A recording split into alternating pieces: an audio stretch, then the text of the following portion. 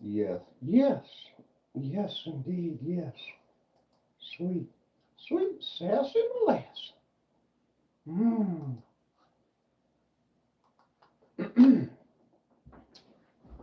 Update. It's Monday. Do you know where your knives are? I sort of do, but it's a mess. It's an absolute mess, which is nice. So I got that going for me. All right, chat filter, all messages. Grayson, how are you today? What's the good word? I got chalky dry mouthedness. I too have had a dry mouth, and I sympathize. This is my life in a nutshell right here. A chaotic table of randomness. That's where we are. What's up, Nick? What's up, Mick? Mick. Rice axe. Hello. New knives in the world? Anyone? Anyone? Did you see my video from last night? There's my freshest right here. The Olatan's Lemon Shark. Lemon Shark. Boom. Snappy, fun. What's up, Jim? Cold Steel Magnum Kukri tomorrow. Excellent. Robin. I still got Robins on the table here. The voodoo. I still have it. Haven't given up hope yet. Trish, grateful. Happy Monday, y'all. What are we getting into? Who saw the video for this? The Olatan's Lemon Shark. Swap the clip to the other side already. This is a $45 retail. I mean, I got it on sale for $40. Look at this action. Snappy, fun. Thumb stud works good. Detent is solid. Just flicks out. Dude, I put this in the, like, completely 100% par with, like, the budget Migron stuff, where it's just feels really good out of the box. Just nice and snappy. 14C, or no, 10CR, 15 MOV on this one with that coating, that kind of the brown, bronzish gold coating. The green and the gold, I think it's kind of a cool look. What's up, Herne? What's up, Herne? We get them. We get them. Trish. Go on, get. Some people, I mean, I guess everyone's a kid once, but I don't know. I wasn't that dumb as a kid. Wild array on the table here. This is the world of Kenman. Dan Kenman. Nice to meet you. Anybody new here? What's up? Paul! Dude, the Olatans, this is wild. This little $45 Olatans. Paul, what do you think of 10CR15 MOV? What's everyone think about it? I have all of, I think, a Sencut, and there's maybe one other blade I have that's a 10CR15. Although I feel like one of them's like 10CR15 COMOV, some weird, I don't know. What's up, Dom? It's better than 9CR. Yeah? It's like that WD-49. I mean, it was okay. The WD-49 was okay. It's that one. But when they made that WD-50, boom. I'm having fun. Are you? What's up, Marco? What is up? Better than 9CR. Does anyone have any, like, I guess I want to say, like, long-term use, or like extended use or more experienced in cutting 10 pieces of paper or a couple of boxes with the 10 CR. Clearly it's got to be something. Oh, did I tap? They totally hit each other in the middle. Did you do that on purpose?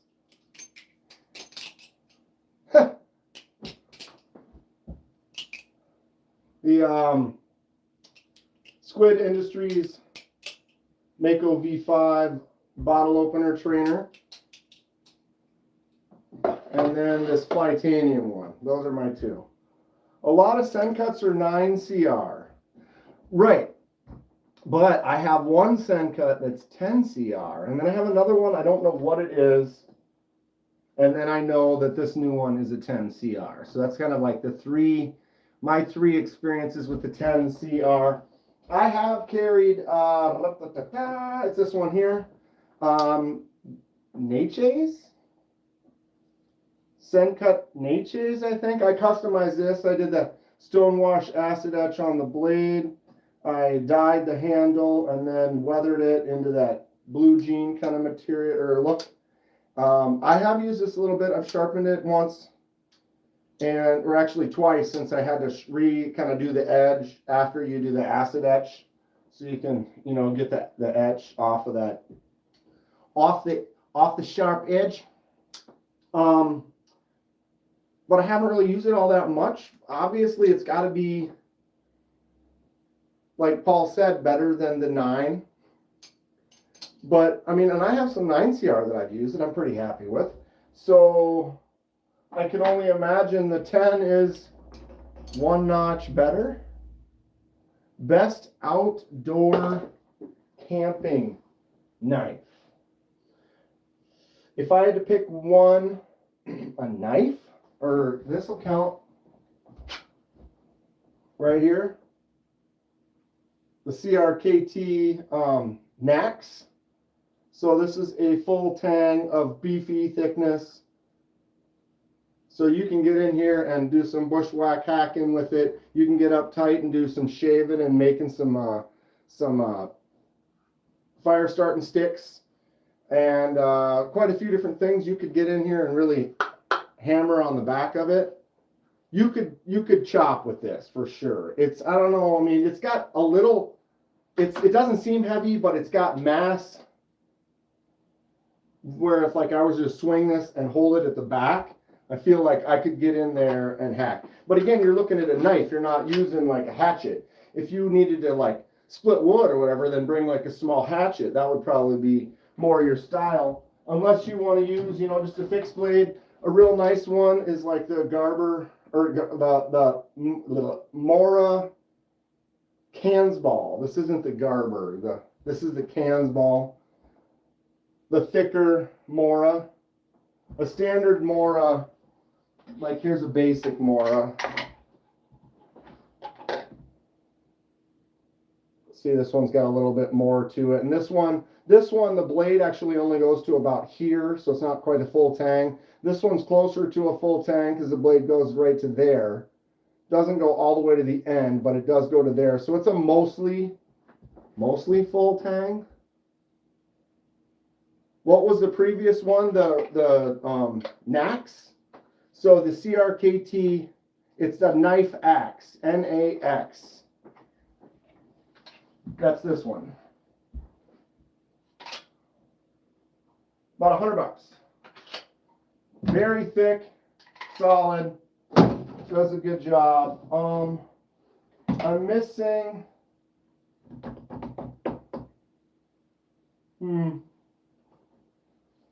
I've used this. This is an old SOG kukri machete. Just getting out and just hacking, slashing some stuff. Those aren't too expensive and you can beat on them pretty good. But it depends on what you're doing outside. Me, I don't know.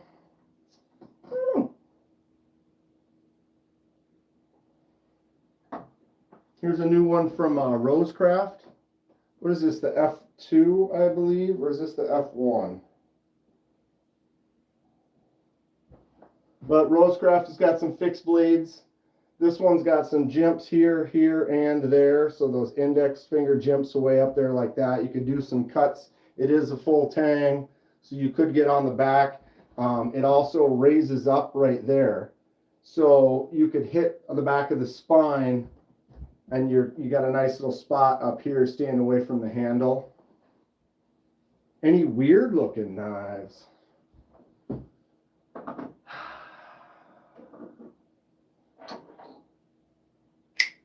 The Chonk, Rosecraft Chonk. That's just a tiny, short, beastly looking one. We've got the Best Tech Man today. Kind of has like a insect look. Kenman. So glad you asked. I didn't go to that shelf yet. I hadn't even gone to that shelf yet.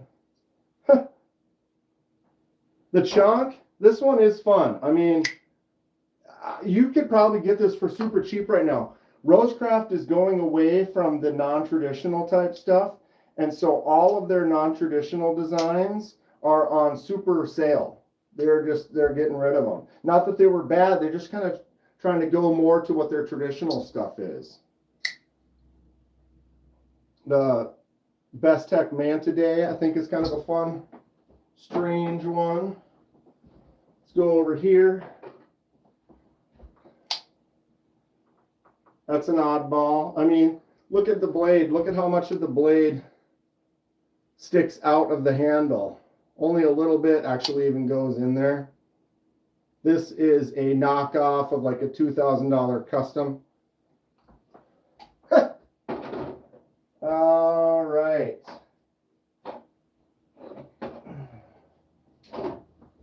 So, boom. You got to have a mermaid. She's got fish.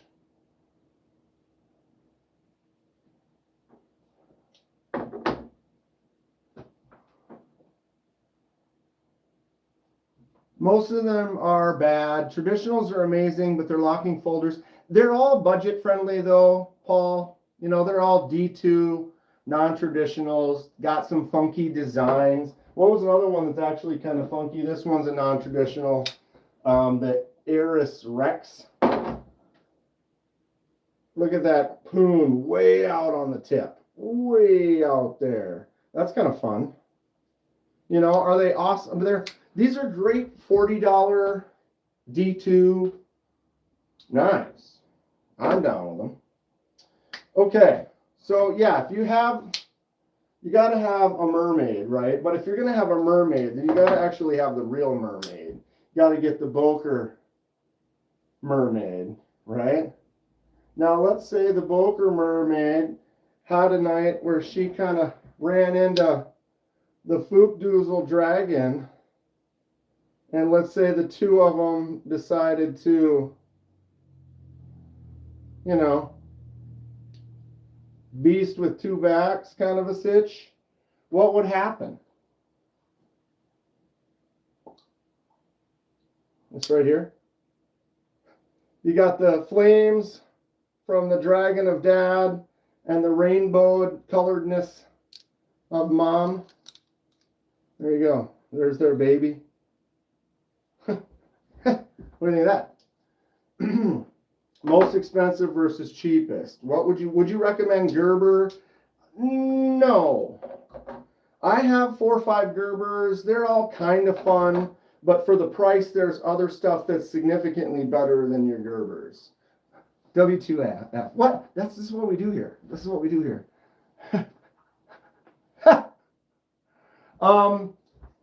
Versus cheapest. Cheapest. Under 10. Pretty much any of my gas station knives. This one was $3. The electric blue lightning gas station assisted opening. $3 knife. Ugh.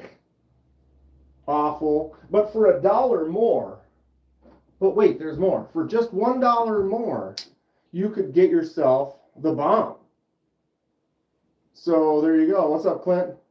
Kind of want a Cold Steel Archangel, $300.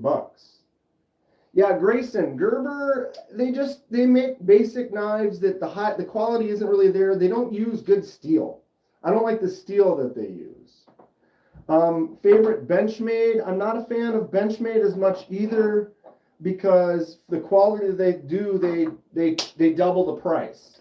Their price is double. The only Benchmade I own is this one right here. This is the tagged out. This is decent enough. It's too light for me. They've designed these to be light like the bug out, but I don't like the light weight on it. I want to get some titanium scales for it. I'd be much happier. And I barely use it, and there's rock this direction.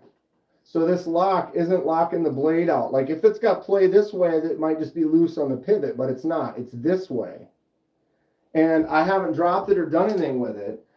Jack Birding just got the chunk for $23. So it's like half price right now. 23 bucks. It's fun. Flipper tab, delete, Paul.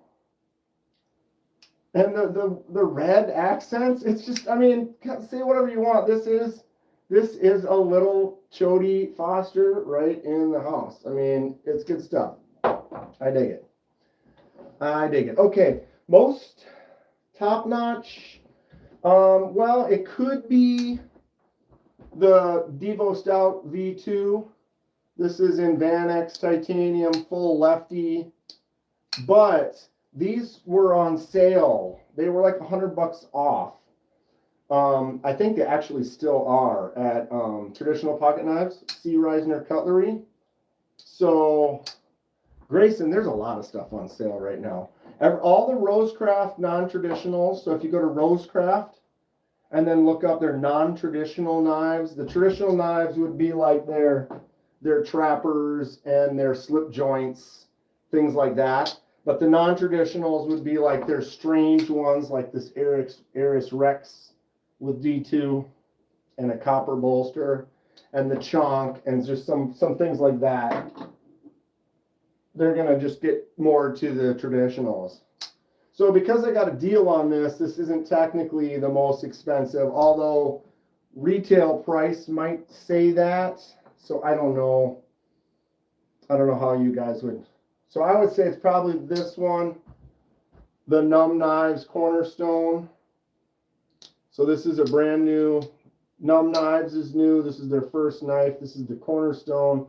This has a 2-button detent. So basically you can't push one, you have to push both. Feels awesome. Titanium, S90V, hollow grind. Awesome stuff. I think I've decided my second knife will be the Civivi Praxis. Civivi makes some good stuff. The Praxis is a solid knife. If you like Civivi and you're trying to decide, consider, and you're looking at wood, this is the Altus. Civivi Altus. This one's a button lock, so I guess it depends on the lock you like.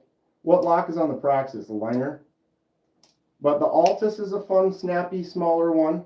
This is definitely a solid knife. Also from Civivi. Just getting in from the work jam. What's up, B Shady? Slap. Altus is cool.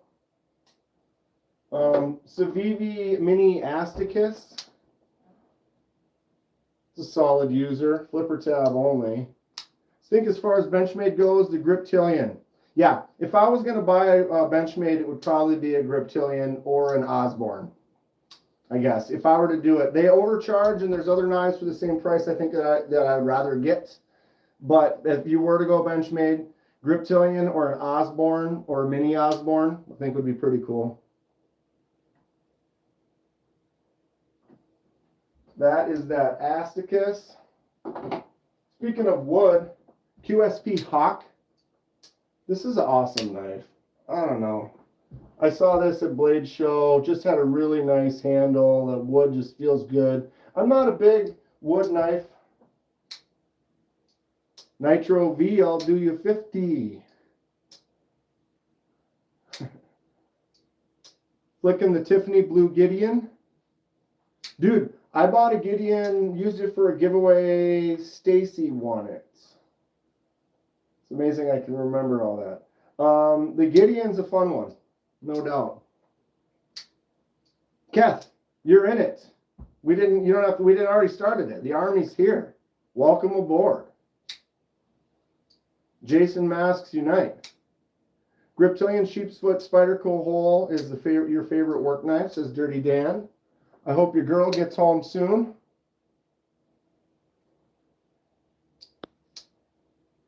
QSP Hawk. That one's fun. Civivi Shredder. Shredder! Why haven't you completed my new body yet? Boom. Look at the size of this bad boy. Look at that hollow grind. Kind of an unpolished Damascus from Civivi. The Shredder is a sweet knife. It's a beast. Snappy, fun. I need to carry this more. You like that? Sure. Can't do it and smile at the same time. I mean, if you watch TMNT,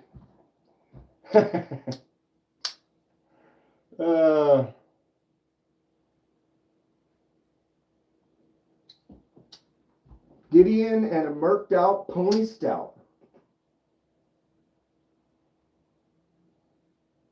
What knife did you give to? What?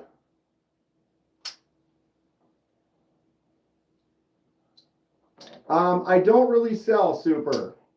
I'm a collector, hobbyist, do a little modifications, hoping to get into some more. And I like to live in the community, and we talk about knives. We recommend knives. We got 2 Magnus sluts in the house. What's up, Thomas? Speaking of which, what do you think, Thomas?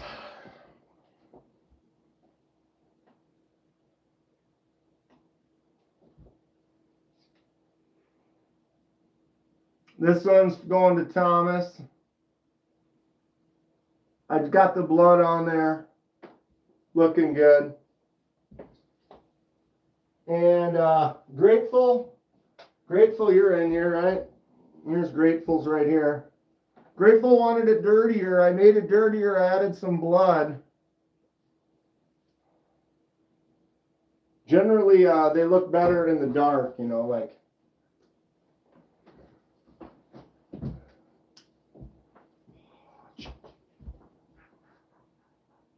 Right? Right? Or if we put it back here. Aww.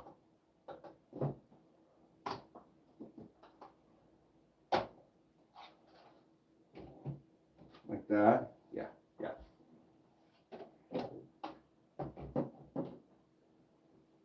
Wow. Look at how much. That's crazy. Because I put like several more layers on mine and light doesn't shine through it as much as on this one.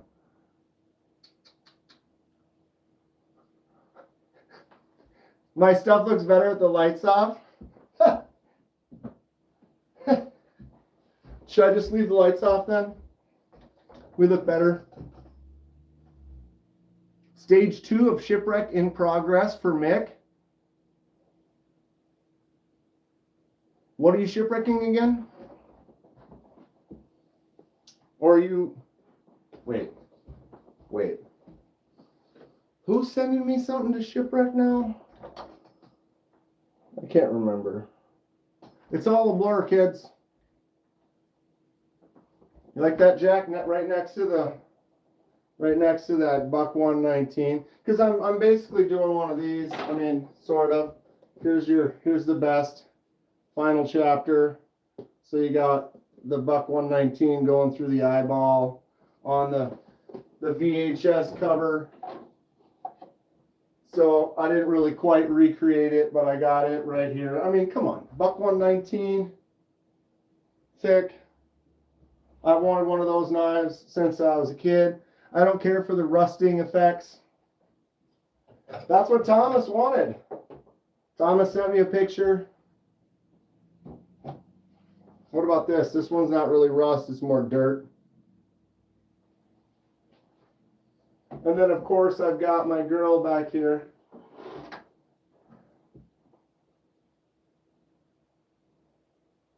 No reflection.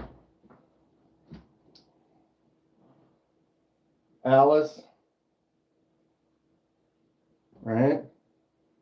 If you know, you know. I mean, why wouldn't it? It matches everything back here.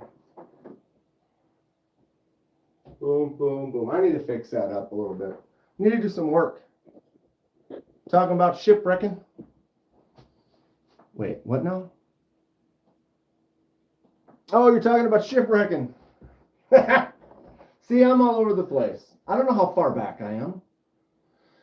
Thomas just got the Spyderco Dyad Junior Spy 27 in the mail today. Right on. Yeah, see, because this one kind of has like that kind of dirty, almost rusted out look. That's what I thought we were talking about.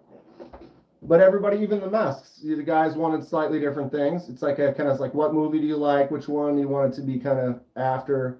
Is what signed? I don't have anything signed. You want me to sign? I mean, I'm gonna put something on the back of the Magnus Lutz masks. What's up, Fred? Fred, are you back yet? Are you on your way back? Anyone here handled the Spyderco Opus? Anybody know anything about the Spyderco Opus? I am not. I collect knives. Yes, Mitchell. I'll give you a little mini tour. I have a little YouTube channel. We have some fun. Basically talk about knives. I do some live streams from right here. I am just doing a vertical live right now, so we're not on the computer. I got a bunch of projects and crap lying all over the place. Here is a bunch of collections. Some of my favorites are some silly, inexpensive gas station knives. I mean, you've got the gas pump. That counts. I like silly, cheap, dumb knives, but I also like nice knives. Fun knives. Big knives, small knives, automatics, slip joints, huge Bowie knives like this bad boy right here. And I've learned that I enjoy doing some projects. I like making some videos and stuff. And then I realized that what I really like is the community. And the community is like what we're doing right now. So many cool people to interact with, talk to. We talk about new knives. We show off knives that we love. And then people make recommendations. We look those up, and it goes on. Just started getting interested in Alaskan ulus. This is a hand, or like a little folding ulu. The standard ulu is made like over 2,000 years ago out of slate, and they would use like bone and like antler handles, and it looks like a big knife like this that almost looks like a pizza cutter. Just got into those because someone was on from Alaska, asked if I knew about ulus. So it's just fun. The photo of the actress in the canoe from the original, no, it is not. I printed that. I printed it like I printed that one up there. It's kind of some of my favorite scenes from some horror movies. And we got the stage fright one down there. I have a few more. I haven't swapped anything out in a while. I probably need to, or maybe not. I don't know. I don't really have any autographs. I mean, I lived in California. I met a lot of celebrities, I worked for a bunch. And it was never really my thing, collecting autographs. Not that I have anything wrong with it or whatever, but I learned quickly living in California and working with like famous people or whatever that they tend to give you more time and are more interesting people if you just treat them like people rather than like everyone comes up to them, oh my God, you're so blah, blah, blah, can I have your autograph or whatever, versus if you're just talk to them like a normal person, all of a sudden you almost become friends with them in a way. And so I don't know. And I was never a collector of that. Do I even have any? Yeah, I have one. I have one autograph. Was that a photo from original Texas Chainsaw Massacre? Yes, it was. That is an awesome scene where she's sitting down outside of the house and she gets up and walks towards the house, and the camera comes from like low, and it's just that shot of her. I remember it's an iconic shot. You recognized it. We remember we've talked about it in the past. Recently carried a 154 CM Momo again. Momo is awesome. Boom. You know what I have to start carrying? I should really have it be my secondary for quite a while.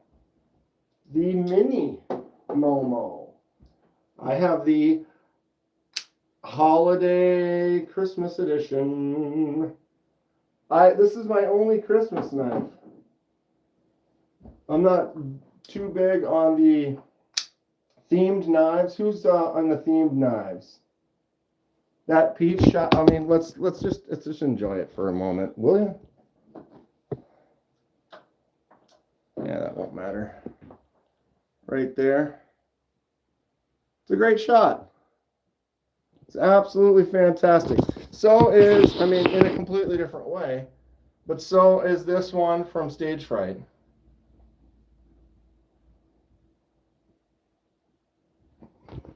And I got a lament configuration right there, because why wouldn't you?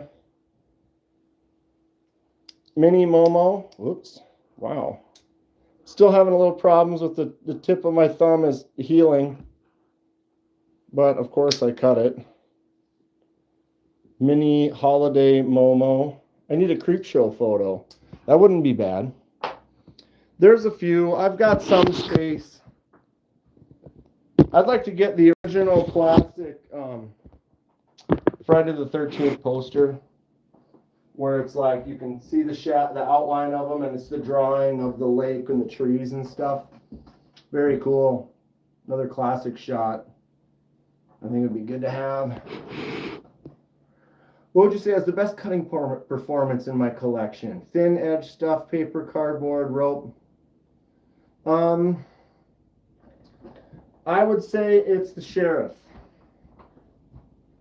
This is a one-off made by Mr. Sheriff himself out of Minnesota. Look at that mirror edge. I've never sharpened this.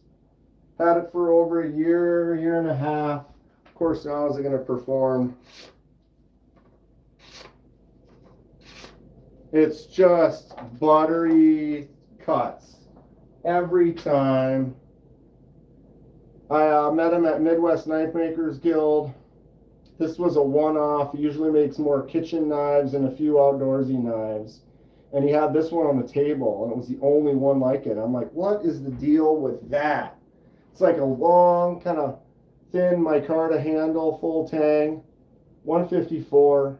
Nice little ramp up there. And it's just a simple, just a cutting beast. Absolute beast.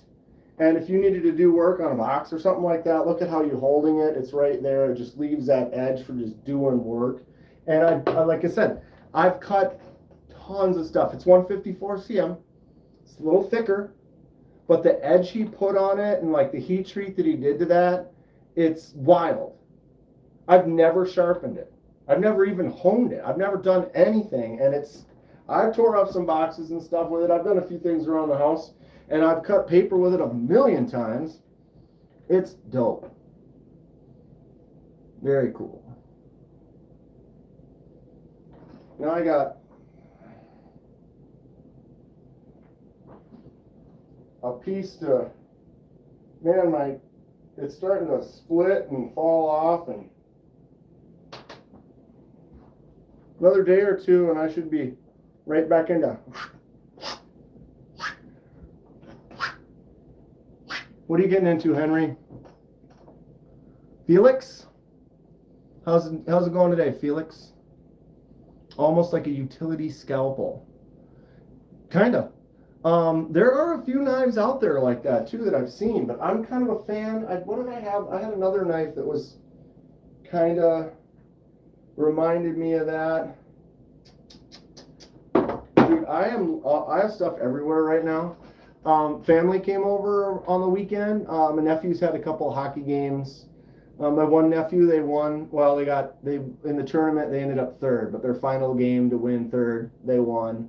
Good times. Before the game, the day before, most of my family came over and was hanging out for a bit, and we were in here just knife jamming. And when you got 4 other people in here, it's like, ooh, what's this? And it's like, oh, that's this, you know, and you're looking at that one and like, ooh, what's a cool auto? This one here. So then we're looking at that, and then when we're done with it, it just gets set down like that. And then it's like, oh, check this out. And it gets set down like that. Like I noticed right now, I have my switch comb should be on the gas station shelf, but it was right here. So right now I have several knives like that that have now been positioned on a shelf. That goes down there. That it's kind of, it's chaos, but I don't mind it. That's the thing, is people come over and we want to jam. If anyone's ever in the Midwest area, want to hang out, do a little knife jam, I got at least 400 of them laying around here. We can make a mess. I'm not allowed to have sharp objects. You can take this one here, the old comb, right?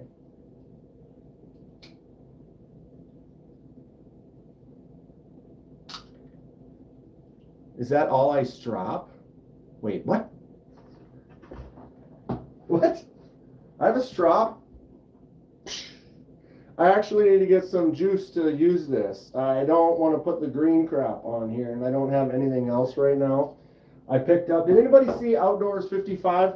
Just posted a video on strops.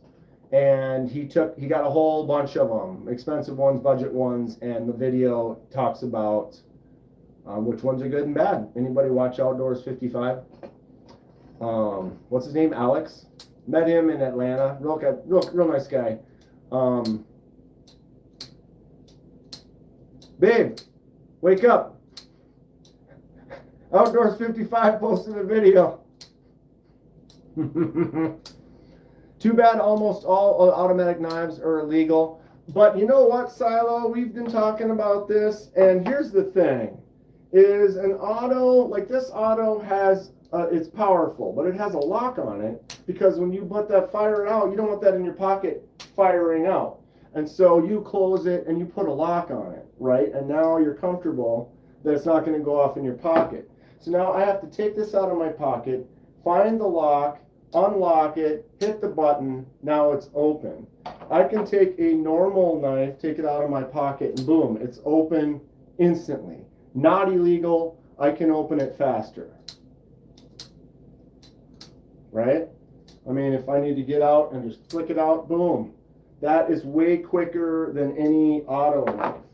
You know, a little tiny little small one with a thumb set, I can take that out and bam.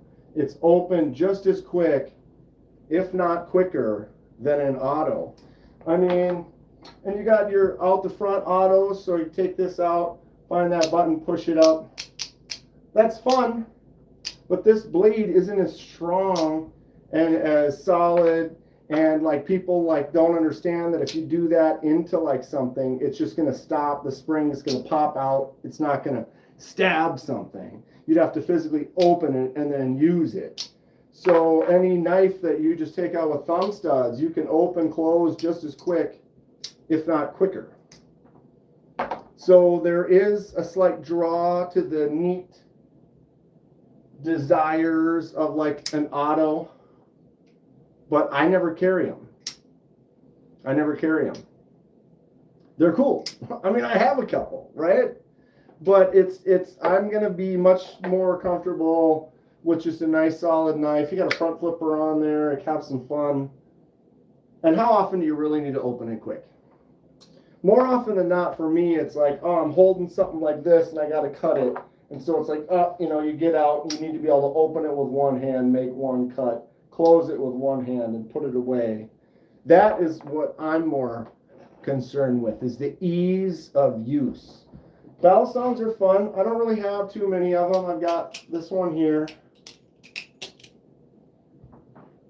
They're neat. I need to work on some tricks. This is the Mako V5, Squid Industries.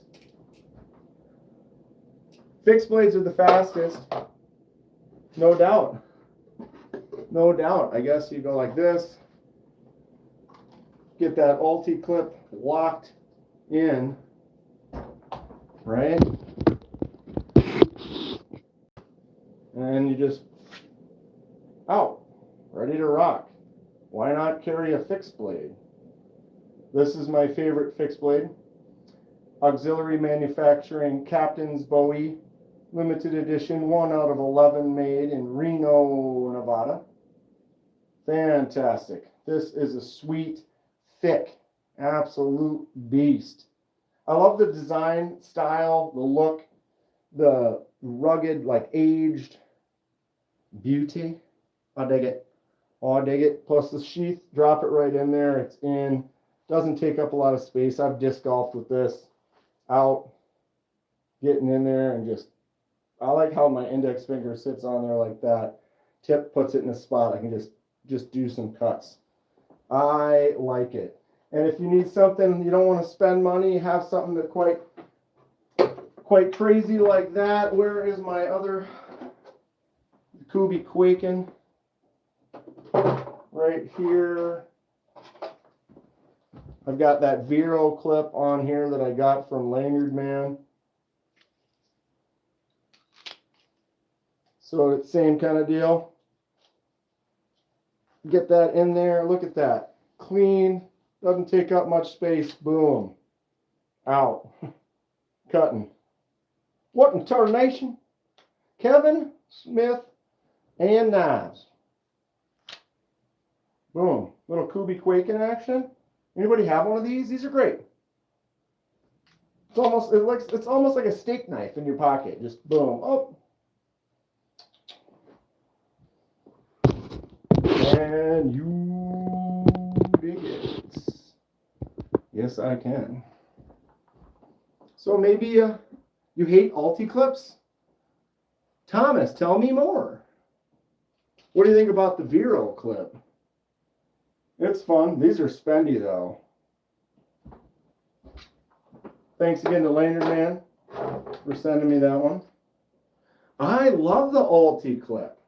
This sheath like this right here with that ulti clip, it puts that whole thing in my pocket right down to the clip. Boom. It's just like it's created a pouch inside my pocket that does not move at all. Looking at getting the quiet carry weighty. What don't you like about them, Thomas? Tell me.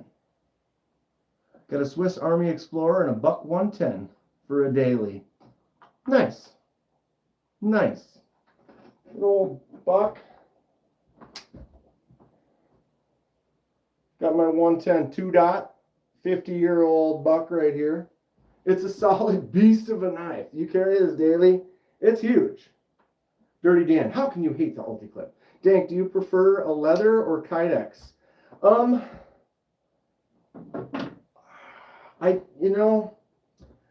There's something about leather. I like leather because of the smell, just the feel, the way it kind of gets aged, like old creases and stuff on it. I really kind of like that. Kydex seems to be more of a tactical, kind of a practical kind of a situation, but I don't mind it.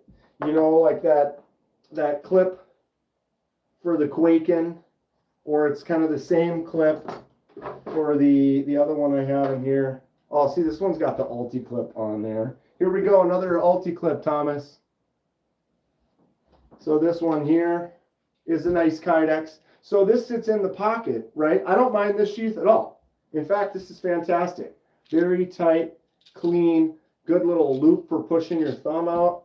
Got the ulti clip on there. So when I put that in there, that leaves you right in that little hole, that perfect pocket, the power pocket.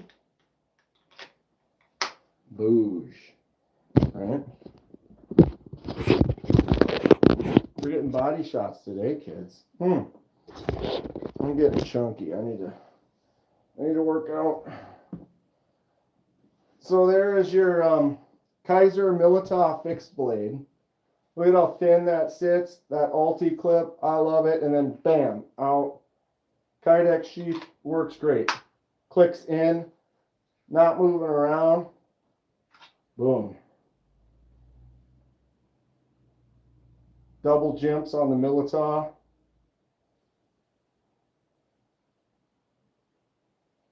Want to convert your Swiss to a Spider Knox? Do it. It doesn't seem like it's that it looks like a pretty easy mod. You just got to pick up both of them and do the swap. I've thought about doing it. Thank you for subscribing, Zaffer. Oh, I don't have that on. Good thing nobody's...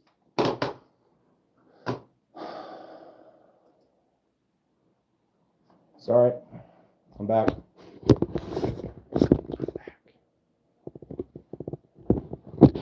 Yeah, I think Kaiser did a good job on this sheath. It clicks out. I like that thumb, the little thumb spot. You get your thumb right in there really good. Slides out, and then listen to that click. Boom. I mean, it'll move back and forth, but it's moving back and forth with the sheath. In the sheath, when I grab that sheath, that does not move around inside of that sheath at all. Just instant out. Solid. This would be one that I would say if I was going to go out and do some work, and I only could carry like one, this might not be a bad fixed blade because it doesn't take up too much space, so you don't feel like you're carrying this huge blade. And it is still a full tang with all the jimps and the extra. Feels good. You could get in there and pound, spine whack that a little bit. Click. I haven't carried a fixed blade in a few, maybe a month or two. Maybe I need to do that. I need to start EDCing this. Right? The French military issue parachutists hook knife. What, you don't EDC one? I mean, why not? Dude, the TD McQuaids, you can load these up, bro. You can load these pants up. Quick demo.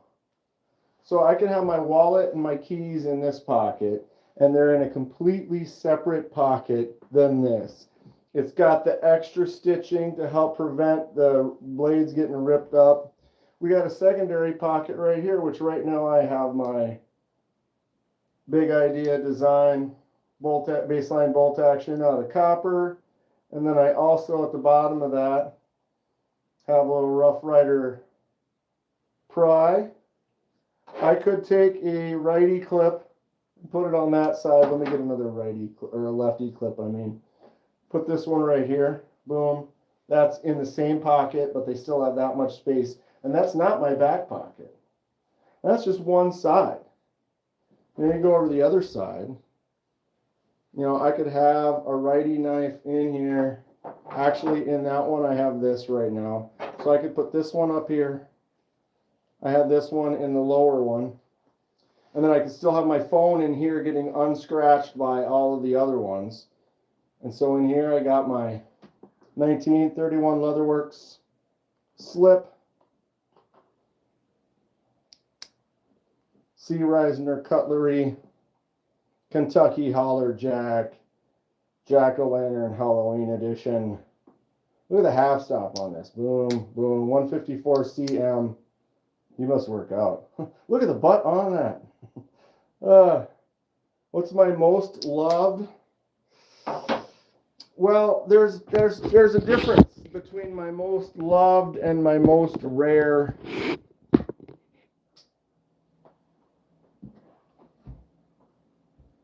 I always pull the complete knife and holder out of your pocket. Well, it depends. Like if you have a good sheath like this, it's designed just to leave that sheath in your pocket. It works great. Paul's the tip snipper himself. All right, what was I gonna say now? Totally just got squirreled. I totally just squirreled myself. Oh, it was that question about most loved or rare. I do not have a Tactile Mariner 2. Do you? Does anyone? What do we think of it? Kevin Smith and Knives scooped up a TRM tag along. They were supposed to send me one and I never got it. I'm almost wondering, I mean, I never tried to contact him asking about it, but they said they were sending me one. They asked me what color I wanted. I let them know, and then I never got it. They asked me what color I wanted and which one of the sheaths I wanted, because they had a taco sheath and a flat sheath. And I never got it. Yeah, Pocket, I wish I had an answer for you. I have not handled that one, though. Kevin, have you got the tag along in the mail yet then? Quiet Carry Weighty looks incredible. I need to look that up. I'll look it up.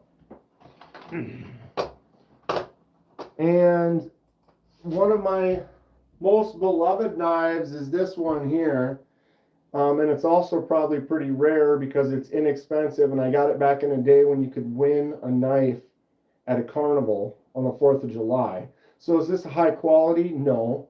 But I won this when I was like 13 at a carnival. So it has a high sentimental value / irreplaceable quality to it. Although I don't use it, but it's part of my collection that I love. I absolutely love it. I mean, young me dented the tip, prying it and doing stuff. It's definitely pitted and beat up. It was very rusty, and we cleaned all the rust off of it. And there isn't any rust coming back because we did that over a year ago. And the pits are still there for sure. But that's basically the oldest knife in my collection that I've had since I got it very, very, very long ago. And I think it's great.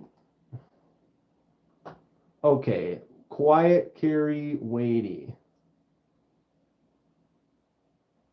Reach out to them. I got the pancakes. It's been almost, I mean, they messaged me about that right before Blade Show Atlanta. I mean, it's been 6 months.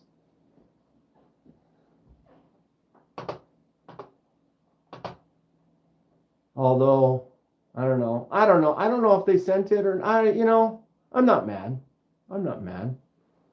Okay, I'm looking up Quiet Carry Weighty.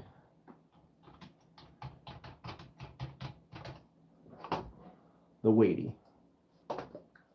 Ooh.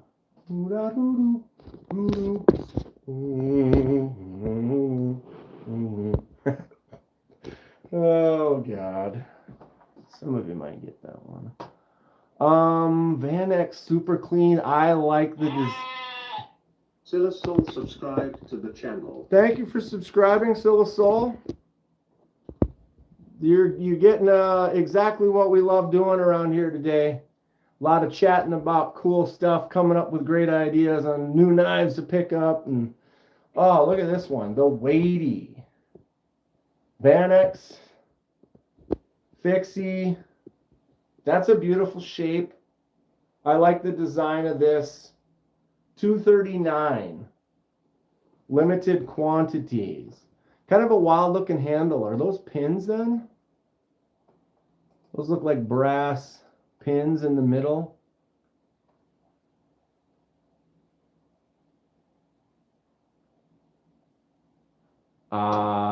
Yeah. Thomas, did you order one of these then, or you're looking at it? If you want my opinion and you've got the money, I say go for it. That's choice. That is rad. I almost like this one.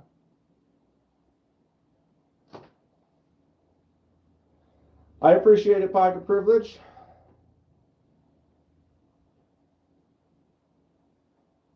Kay Mason, yeah, did you get, I think Grateful Dong bought memberships. I think that was one of the ones you got.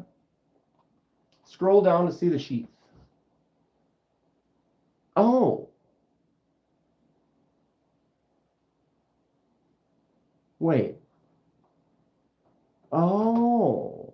Okay, so the sheath, it's supposed to look like that. All you're getting is a clip sticking out, and everything is because that's kind of, but so if you have the lanyard, it's easy to get to it and get it out of the pocket.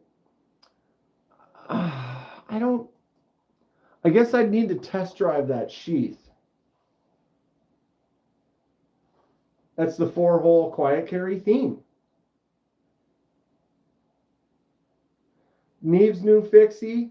Is it called like the Shiv or something like that? Yeah, to me it looks like it's like a defensive stabby knife that I'm not really interested in. I like some of his other designs, but that one seems more like, and then you call it a Shiv, like, yeah. I mean, yeah, I have ridiculous knives in here. I understand. Definitely like the TRM sheath more.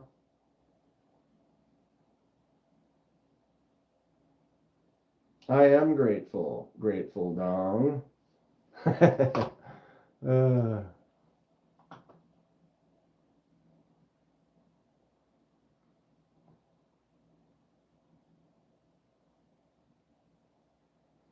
It's not a tactical knife, so quick drawing isn't as necessary. No, I mean, I guess I don't really consider any of these knives like I would be carrying for like a tactical draw. To me, it's more just an ease of the draw.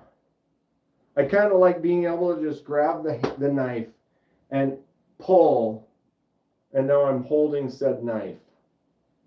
Like what kind of bugs me, it's like I really love leather and sheath and this. It's great. I love this knife, but now I put it in there and I put it in my pocket and I have to take it out and I have to go like this and I have to go, like it's like almost feel like if this was part of the pocket and I took it out of that, I don't know.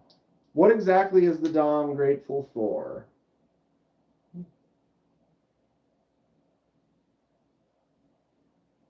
I'm not sure when it was gifted, but thanks. Right on. Welcome aboard. I give out a few here and there. Grateful Dongs bought some in the last couple of live streams. I think it was from him. We're going to say it was from him. Sent out the Ulu Saturday, so we'll see how long it takes to get to me from Ohio. Right on, Jim. I look forward to checking it out. Jim customized an Ulu for us to look at. Every minute. What are you grateful for? Every minute. Truth facts. Time is fleeting. You don't get much of it. Soak it up. That's why I feel like time is so valuable. You work all of it. You didn't get to live all of it. The AD15 is on sale for $60 at Cutlery Shop. Cutlery Shop. Shop with 2 P's and an E. Come to the Cutlery Shop. Is that how you say it? You have to say shop. You guys ever buy any knives from the Cutlery Shop? I've never made a purchase from the Cutlery Shop. That's a tough one. Shop. He's right, Robin. Dude, every day. I don't know what happened in my 30s. Like it was like boom, they're gone. Like where they go? I was working all the time. It's like I want to live. Do it. Want to go on that trip? Save up for it. Do it. You want to do that thing? Try it. Go for it. Experience. Appreciate you, KDK. Time for some food. Catch you on the flips. What you getting to eat, B Shady? Tell us what you're eating so we can talk about it. Dude, CJRB riff.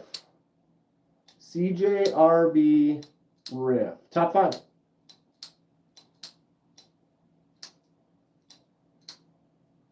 And I think the reason is the size, the feel in my hand. It's like, cha-cha-cha-cha. It's tough to make top 5 around here. I mean, I think I got 15 knives in that category. Been down many dark roads in 54 years. Good to see the streetlights again. Indeed, grateful. Experience what we can and do good out there. Good. If KDK shaved his head, would he lose his mojo?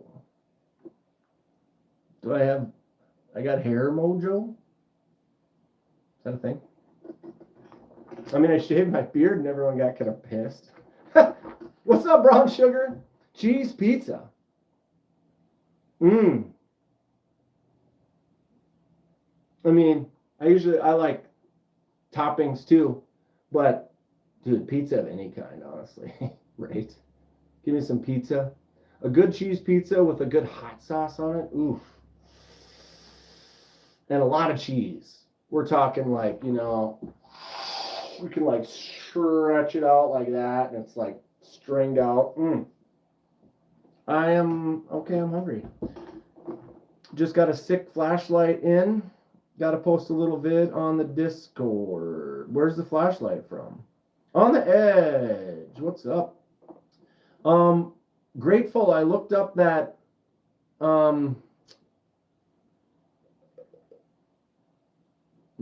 that pry bar. What did you get that pry bar for again, Grateful? It was like on super sale because it's not on sale anymore. It's like $40 now. I don't eat meat, didn't want veggies, just gooey cheese. Yeah, you know, nothing wrong with that. Absolutely. Sounds great. I'm thinking of gooey cheese. And sometimes you're right, like sometimes just a good cheese pizza or like a good just mac and cheese with nothing on it. Do you do hot sauce?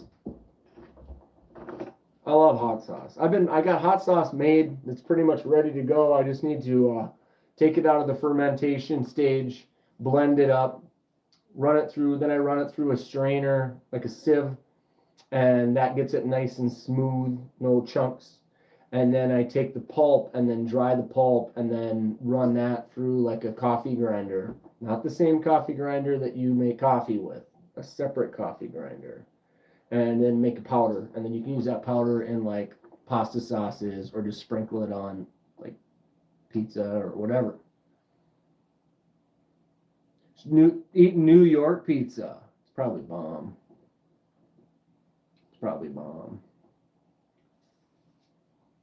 We got a good pizza spot right across from where I do putting league on Tuesdays, which is tomorrow. Join me. We do show some knives, but we have a little good time at the brewery. There's music that I don't control it, but there's music in there and a couple of drinks. How's getting the Ulu knife? What's up, Oscar? I haven't. I found a company that had these nice folders. They were like $90, right? For a nice folder like this with an actual moose antler handle, but they didn't have hardly any information. So I contacted them, and then the answer I got was extremely vague because it's like I try to like do the appropriate, you know, like, all right, here's the questions that I would love the answers for, you know, like what's the country of origin? What is the blade steel? You know, simple couple of questions. And they replied very short, one sentence, vague, said, we don't make them here, we have them imported. That's it. So no answer on the blade steel, no answer on another question, and didn't say where it's, you know, I was like, okay, that's fine. Where are they made? You know, because this company is out of like Wyoming or something like that. So I'm like, well, maybe they got them from Alaska, you know, because there are some places that make them in Alaska, and you know, they could have had it imported from there. They could have had it imported from China. It doesn't really necessarily matter if it's a high quality item, but so then they said that they got it from China, but they get them from China and they don't have any handles on them, and then they glued the handles on them. So then they are the ones that sourced the moose antler and glued it on. But I don't know, just after talking to them, and they don't know what the blade steel was, it was like, so you're ordering an incomplete kit that you're gluing different handles on from China, like what's the quality of the heat treat of that steel? because you don't even know what the blade steel is. Because they said they didn't know.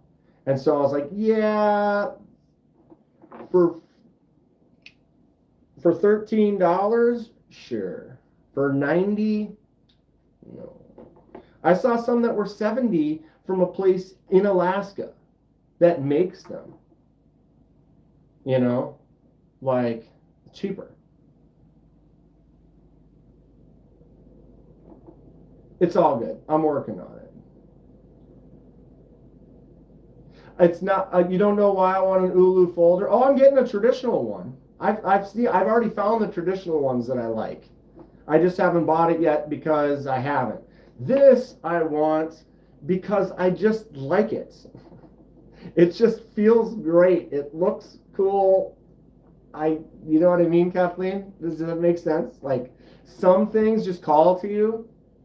You know, whether it's a bomb-shaped knife or whatever it is, but something about this. As soon as I saw it, just having one like this with a moose handle, it sounds cool to me. I don't know. I found though that company in Alaska, they have it brings me joy. Disco. That Alaskan company has really sweet moose antler, traditional fixed blade Ulu, and I think they're like $70. I just haven't ordered it yet. But if they had that and one of these in stock, I probably would order both as a single shebang. But I emailed them. We get it. You like moose. Yeah, and I like knives with a hole, not a thumb stud. Snap. I mean, if there's a really cool like elk antler or something like that, but I just feel like the traditional old school kind of a, you know, design. Should I get one with a slate blade? BS. What kind of a front is that? I don't know. I just live. Here we are. Here we are.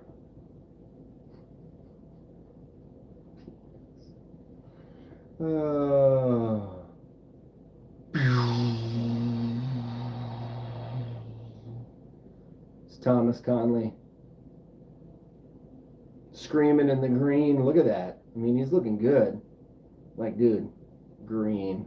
Robin, green. Although Paul does look good in that blue. Saw a buck 110 fixie for the first time today.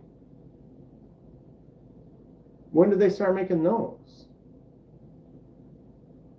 I actually am kind of intrigued. You guys have seen the buck 110 like autos? They're like a couple $100. It's like a buck 110, but it's an auto. So you hit the push button auto, and then it's like a magna cut blade. Am I wrong? Does that sound like that's correct? Of a young George McFly. I'm cool with that. No idea. Saw it online. What's up, Claire? Yo. So, buck 110 fixie. I mean, this is probably a better size for a fixie. They have 110 and 112 autos. They're cool with the Magna Cut. And, you know, an auto, how solid are they when they're open, though? Damn. Because my, this 110 is 50 years old. She's solid. Stout. Got a thick, stocky back. Enjoying the afternoon. Got off of work not too long. Back to work on the relax. Yeah. Yeah, I can see the scene, Thomas. I try to recreate it, and it's only gonna get worse from there.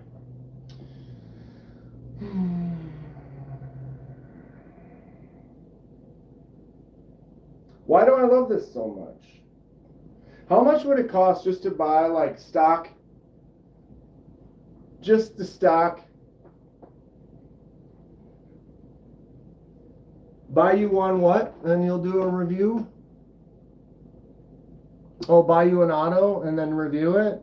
They're a little expensive for a knife that I think is cool, that I don't really carry. You know? There's so many other $200 knives out there.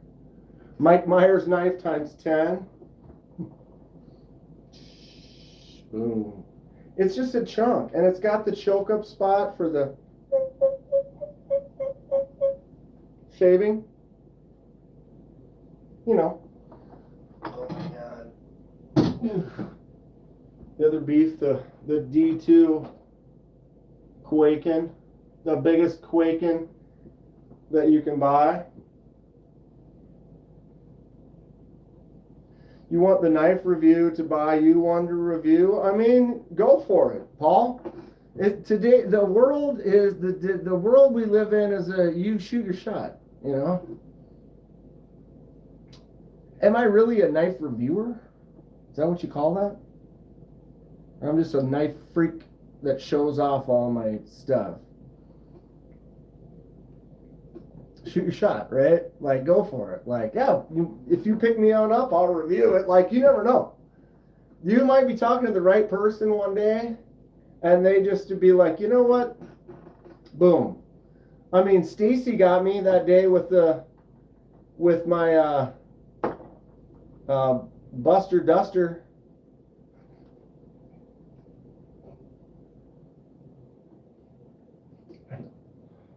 What's wrong with me?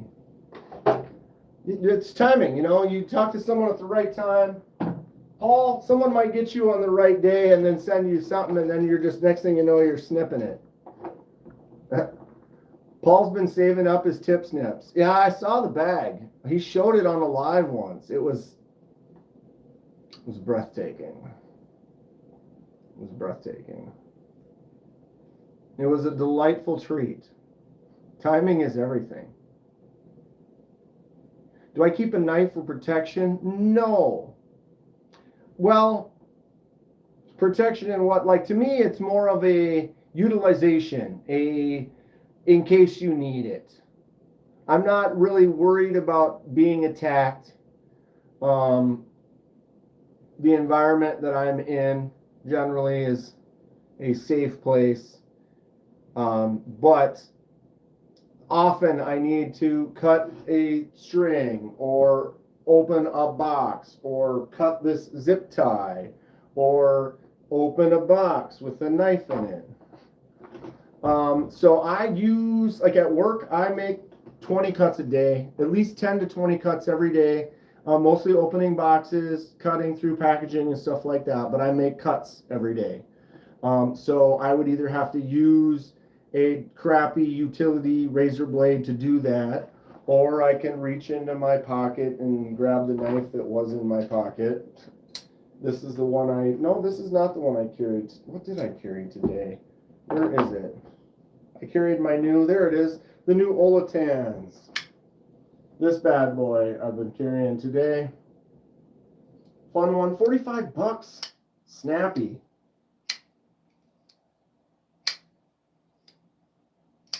What's up, little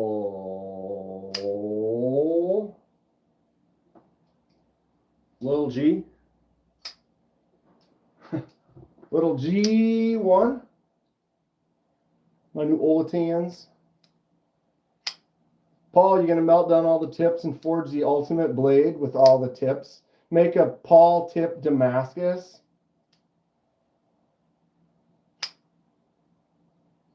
I have them in a wooden slide box like Dexter. Well, if someone was trying to hurt me, my move would be to run. I would run. I would exit stage right fast. That would be my move. Or my move would be, can I friendly de-escalate the situation? If I cannot de-escalate friendly the situation, then I am exit stage right. This isn't really much of a haircut. This is more of a not cut, right? It's getting good. This is the longest it's ever been in my life. I leaned over once and was like, you ever like inhale hair? Oh, that was the weirdest sensation. I'm enjoying it though. I started growing it out right around COVID. Stopped getting my hair cut. Here we are. But getting older, and I can still grow it. It's not receding. It's not turning gray. I get grays right here. But up here, I did dye it. You can see the dye is almost gone. I did have a nice little ombre going for a minute. You look like old Cobain. If he was still alive, he had a little rounder face, I think. But that's cool. Paul's washing his hair as we speak.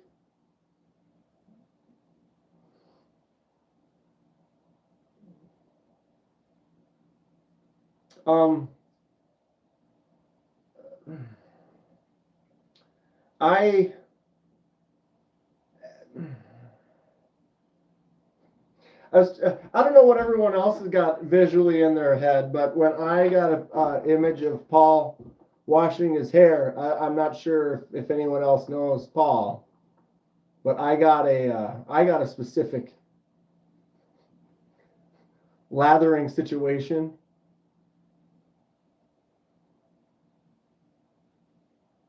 Uh-oh, what happened? What'd I miss?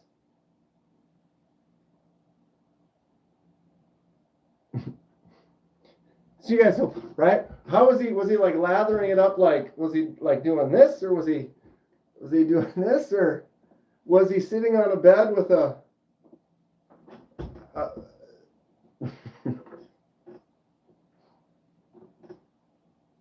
what did little G, what did he say?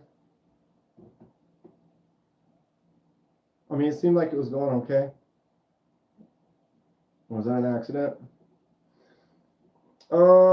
Now we all have that image. Well, I mean, he said it, I read it out loud, and it was like, you saw me, I had to pause. Like, I'd pause for I was like,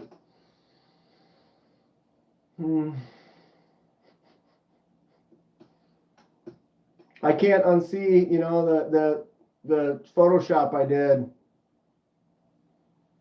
with the hummus, you know the one. You remember the one. I've been so busy on the weekends. I haven't been on the lives with the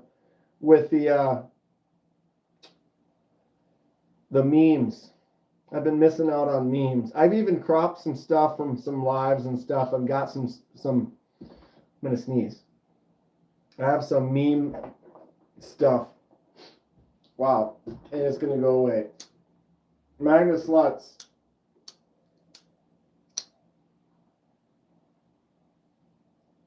Who don't love a smock?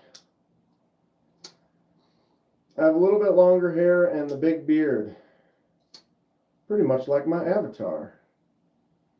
It's a good looking avatar, dude. This is a little loose. Where is my... You ever notice the ones that you use a bunch are the ones that kind of work themselves loose? Of course, I don't have a T8 anywhere in this room. How about that? Great knife. I just liked all your videos. How else can I support the channel? Just be here. I appreciate it. I don't know what happened with the chat for a second there. But yeah, I appreciate anything. We hang out, we talk about knives, positive, fun times. I appreciate the support. You can subscribe to the channel, it's free. You can become a member, that costs a couple bucks. I don't expect people to do that. That's on your own free will. If you want to support so much, to throw me a couple bucks, but I don't ask for that. I graciously accept, sure, but I don't really promote to that too much. But just being here, hanging out, having a positive attitude, talking about knives and horror movies with me, that's I appreciate. Tell me the knives that you've been getting. People come up with new knives that they like. I like to hear about that. They don't have to be your feet. Oh yeah, send feet pics. Katie K, what are you gonna go to knife maintenance? Wait, what are your go-to knife maintenance tools? I had them at work today, so they are not here. Give me a second, I'll be right back. Hold on.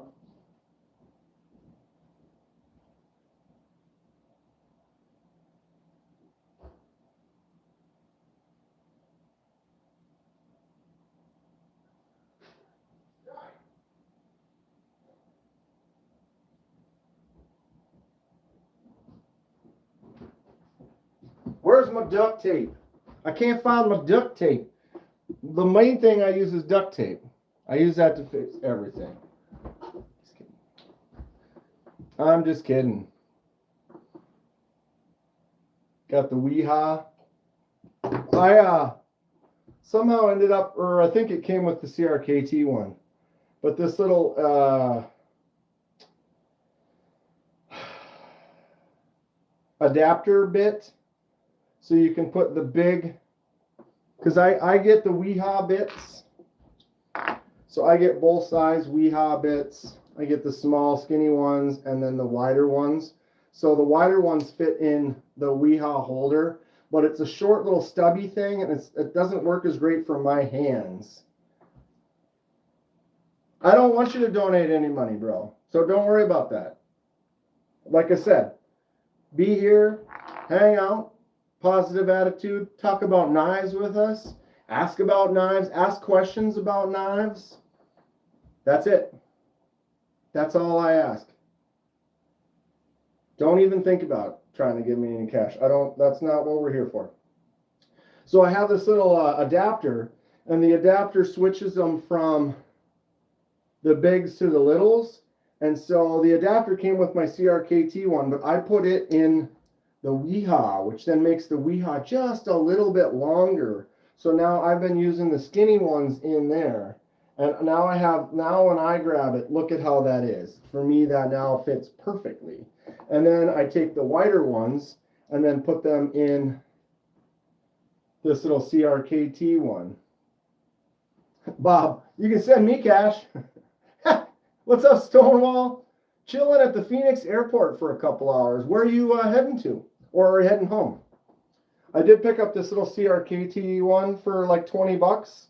Got the little pivot on the bottom. Nice, big, wide grab. So I always have a couple. These are both T8s. So you never know if you need to do like a non-captive pivot, or I always have a few. And then I have a couple T6s on me as well. So a couple little T6 bits. And then I also have this big ratchet one. This came in like one of those kits. Just the cheapo kit. So this is kind of a backup one. But I use these two a lot. I use KPL for a little oil, if you need some oil opener. Atlantic Knives having a deal on Spyderco. 15% off at Atlantic Knives. What was that other sale that I haven't ever been to that place before. Who has said that one? Heading home from Spokane, Washington, was visiting Arizona for a few days. Right on. We'll have a good trip. Hope your layover goes smooth. I don't understand spending 200 bucks on a big driver like the expensive Devo bit driver. We were talking about this, Thomas. And some people, if you're doing good, you love knives, that's your hobby, you can afford it, it makes you happy, go for it. To me, I would rather spend that 200 on a knife, personally, but it doesn't mean that it's not cool. Some people love it, but the reality is this one here, yeah, is it as cool as the other one? It does spin. It has the knurled grip. It's big in the hand. I can cup that down and it spins easily because that's sitting in my palm. And these are like 20 bucks. And so for me, I can get that. I mean, hell, this one was like, it was like $7 or $8 for the entire kit that had all the other ratchets and all the other stuff that came with it. I use that one, but I also like it because it's big, and I have big hands, so I like getting a good grip on it. That's why I wasn't a big fan for a while of this Weehaw one that I picked up, but I jumped on the train and grabbed one. I like the Weehaw bits. They're stronger bits. They don't tear out and get ruined as fast as other ones. I still have 10 of each of the replacements, so that as they go bad, I can just swap them out, throw them away. Once they start getting nasty, you just want to throw them. I may have spoken ill of fancy drivers on a lefty stream. Oops.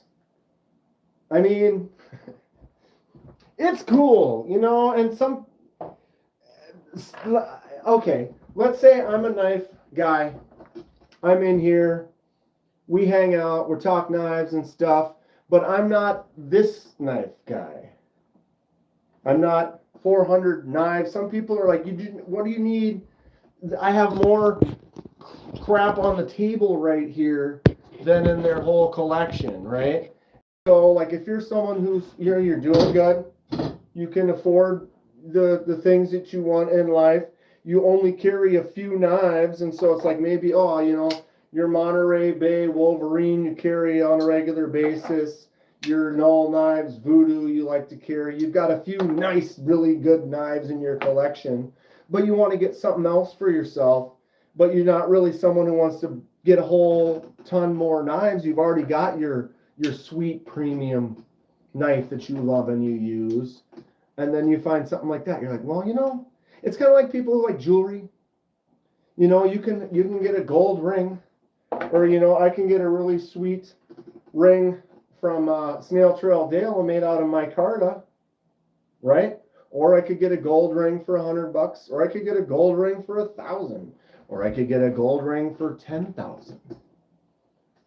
You know what I mean? Ultimately, every single one of them is a ring that just sits on your finger. Some of them are infinitely more expensive than others, right?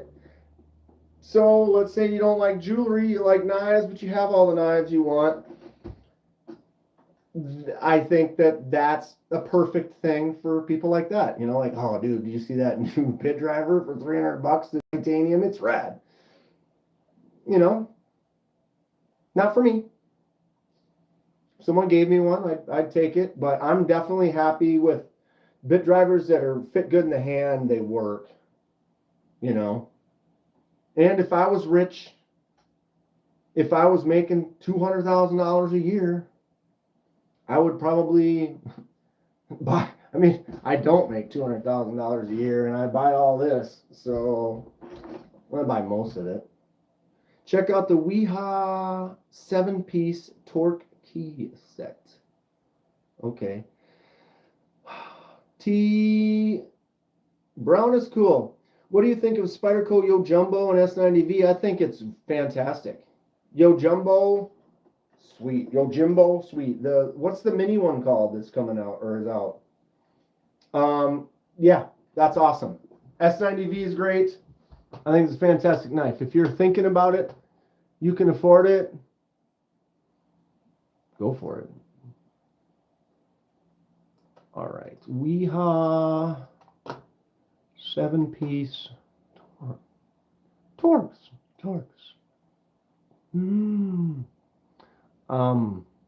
Okay. What are we looking at here? Hold on.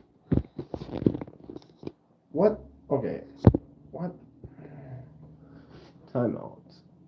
No.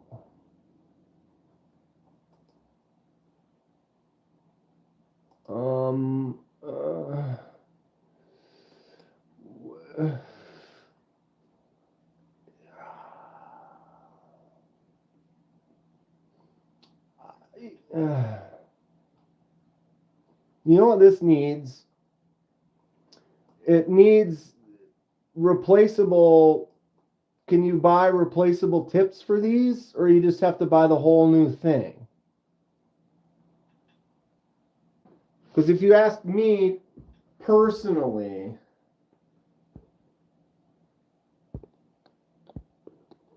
personally, if can you replace the bits on there? Because I'd much rather, you know, get like this, where you get all the bits, and then use different Torxes that fit you, and then when it goes bad, you just buy a new little bit. Then all I have to buy are these, and the handle's still good. To me, that seems like you're buying like 8 handles that when they go bad, then you have to buy a new one.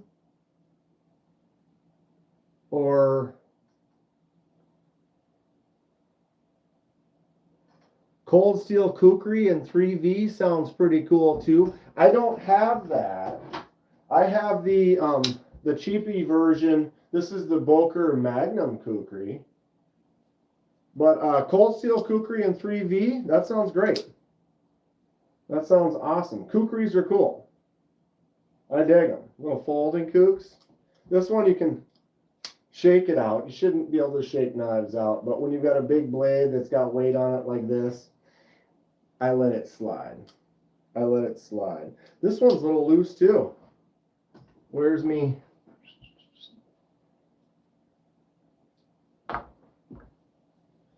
And, ooh, that, I just made it too tight. It's fun though to just be able to, you shouldn't be able to shake out a knife. That isn't, on this Boker, you know, it might only be like around 40 bucks, maybe a little less. It's fun. I mean, it's a Boker Magnum series. You can flick it out with that little fuller. You can front flip it too. It does have a little front flipper. Waiting on the 15V Yo Jumbo. It's a sweet knife. I have a 19. Oh crap! How heavy is it? Is this? This? I'll weigh it. Hold on. Yeah, those Torx wing handle bits, can you change those out or not, Thomas? It's almost 8. This is almost 8 ounces, so about a half a pound. So Thomas, you can swap out the bits. If you can buy new bits, they might work really good. I just feel like it seems like, oh, one of them is going to get stripped, and now I need to replace that one. It's kind of like my Weehaw set. I only use like 6s and 8s most of the time. So really, I only need 6s and 8s. And then if I got that set, then the 8 goes bad. Do I have to order the whole another set, or can I just get a replacement of the 8? I've never had, I'm careful. I make sure you push in really tight. You don't let it bump, but bits still end up going bad. Although I can buy like a 10-pack and get it to last me a year. But I also take knives apart all the time. The Weehaw are nice. Yeah, I like the Weehaw bits. They work great, but they still do go bad, unfortunately.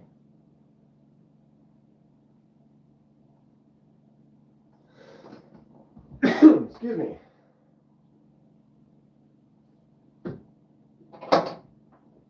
Everybody see these?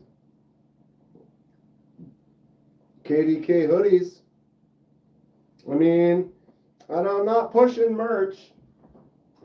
And if I was trying to make money on merch, I definitely would have upped the price. I made those like, I think I make $1 off of them. I could have charged 50 for them, but I set it up to be, get them in, you know, as cheap as can be. But those hoodies, I really like the quality.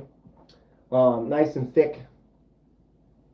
Have I taken apart button lock knives? A lot. Yes. Yes. Do you have a question about it, Dustin? Some of them are a pain in the ass. But after I've done a few of them... Hold on. At _Cicero_ became a member. At _Cicero_ celebrates 3 months of membership. I lost 11 pounds last week, mostly rust and brain cells. Good for you. Good for you. 11 pounds of rust and brain cells. Burn them off. You just got to burn that layer off. Got to burn that layer off. Kaiser dogfish right here. Great little knife. I dig it.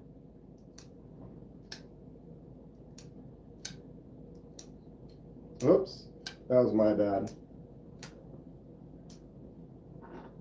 But the person had the question about the Ramsey Silent, smash that like button, thank you.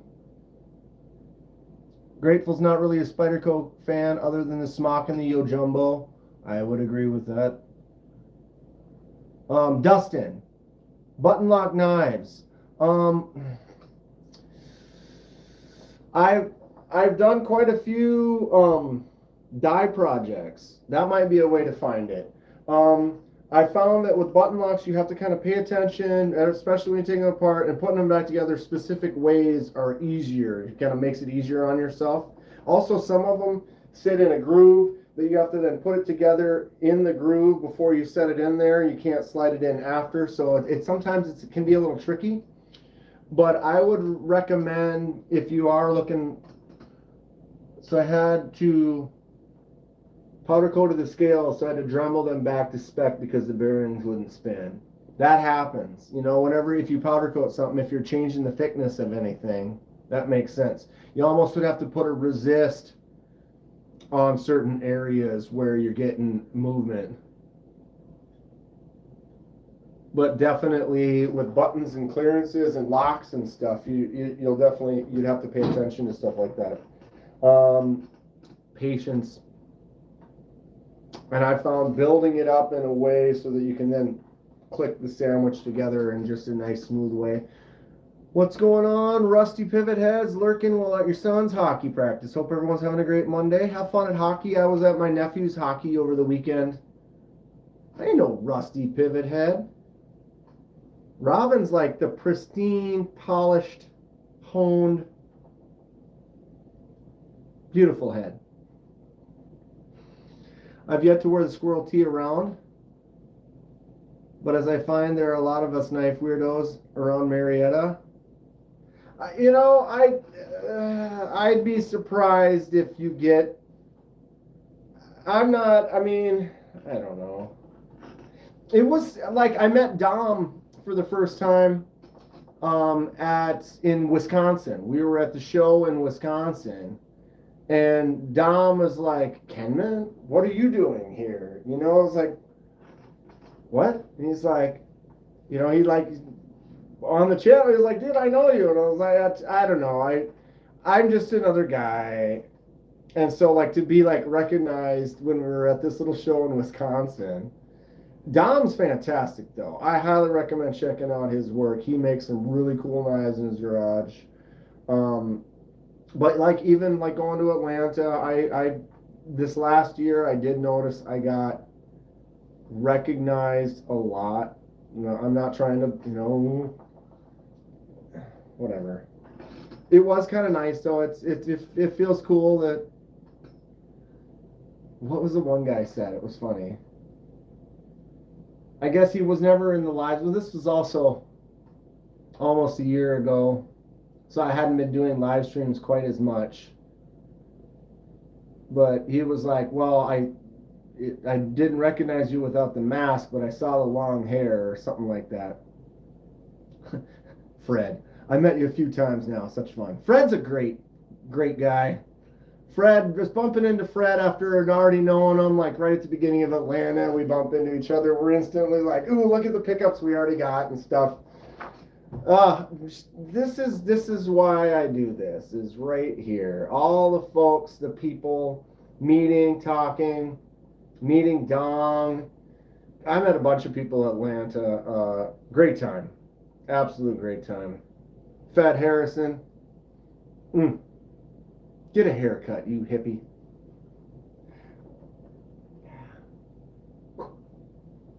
Never. We're in it for the long run. I'm already almost bearded back. Everybody got mad at me and I shaved it off. Look at how far we're already halfway back. I saw Dong in person. I did. I am reorganizing my schedule. I think we're going to make it to Texas after all. Gonna hang out, probably make a knife with some custom makers between Blade Show and dude. We all live through the fun stuff that Fred does for sure. Fred, I know you talked about like trying to limit yourself and whatever and getting out to the Blade shows and stuff, but you're right.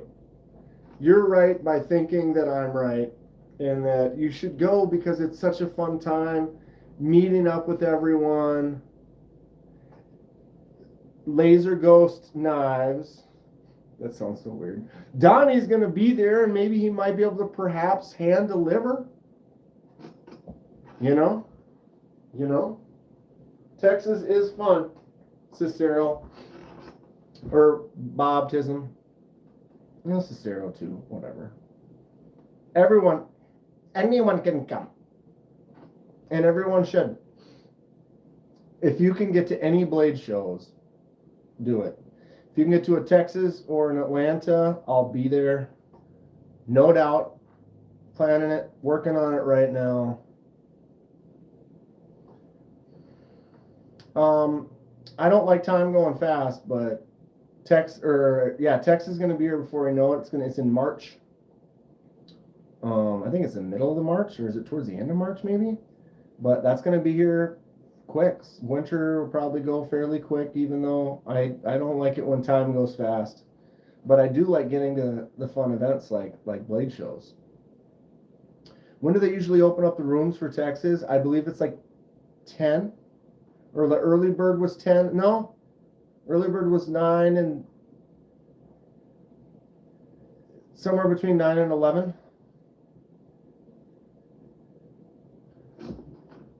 If you get more info on the Ulu factory, because I knew they made Ulus here, but never knew about imported Ulus. But if I do get more info, let me know. I will, Oscar. And I'm going to be researching it. So if you kind of stay tuned and wait, and you'll see a video of me eventually posting Ulus that I have purchased.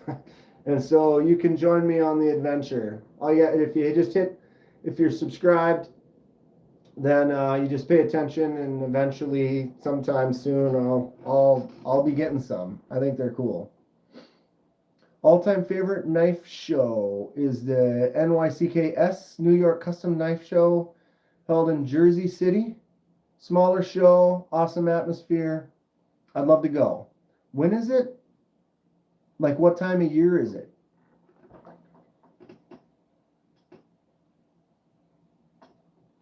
AM? What do we talk? When do they usually open up the rooms? Yeah, in the morning. Is that what you're talking about? It's March 20th and 21st, Fort Worth. Fort Worth's original. Yeah, so like the rooms open to get into Blade Show at probably 9:30 or 10 for like the early birds, and then 10:30 or 11 for the regular ticket holders. I want to say doors are at 9 early bird. Oh, the hotel rooms. Oh, when do they open up the rooms? My bad. I get it now. I'm sorry, Bob. I'm sorry. I would probably say by January, because that's still not available. All you got to do is just kind of watch the Blade Show website, and it will pop up. And they will have like 3 different hotels that you will get a deal.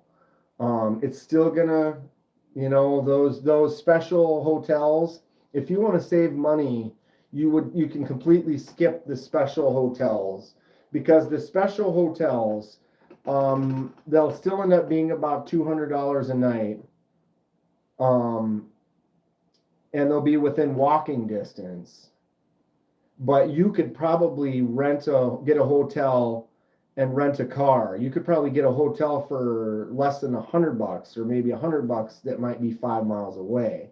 And then if you had a car, you could drive. Like I'm driving, and so like I could easily park 10-20 miles away and then drive into the show. Parking is inexpensive for the show. I think it's like $10 or whatever. Or was it 20? Either way, it was $10 and Atlanta.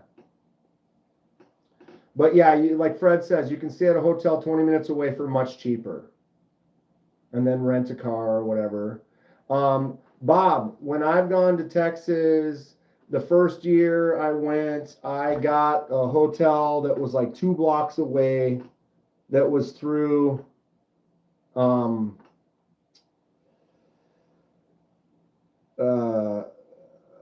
through the Blade Show thing, and that was fine, but it was a couple $100. I used to work in the hotel industry, so I still kind of have an in for like some of the hotels, and so I can call up and get specialty rates for me at some of those, and so then I'll do that. Airbnbs can be really, really good deals if you find a few guys or a few people that you're going in with. That could save you some money.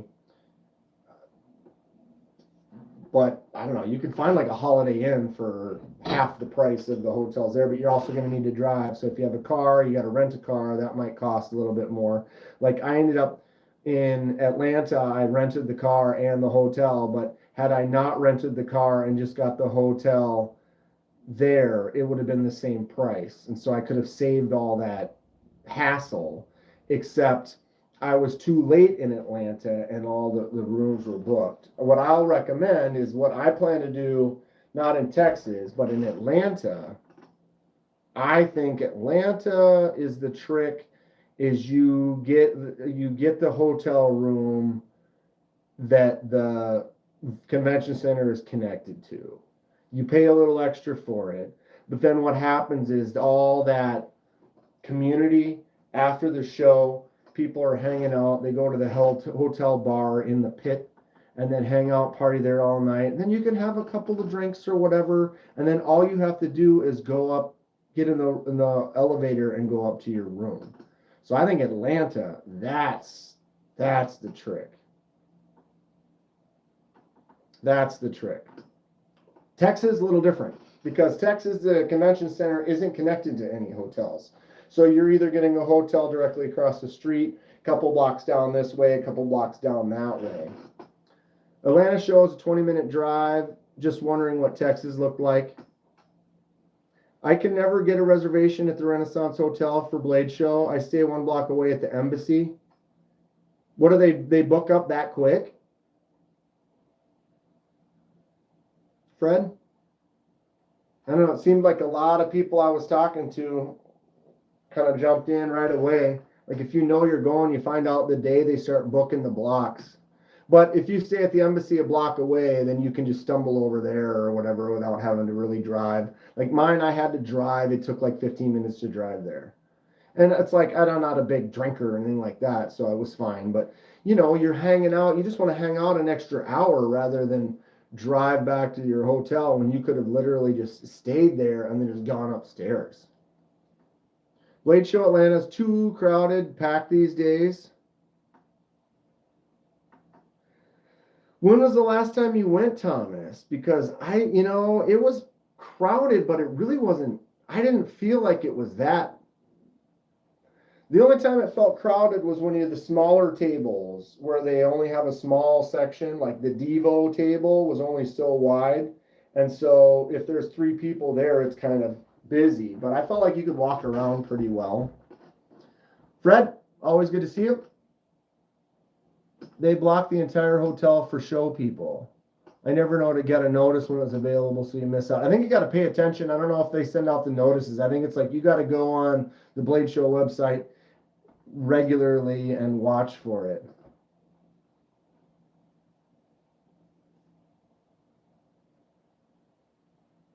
Save money, he says. In DFW, that monstrosity will take your soul with one hand.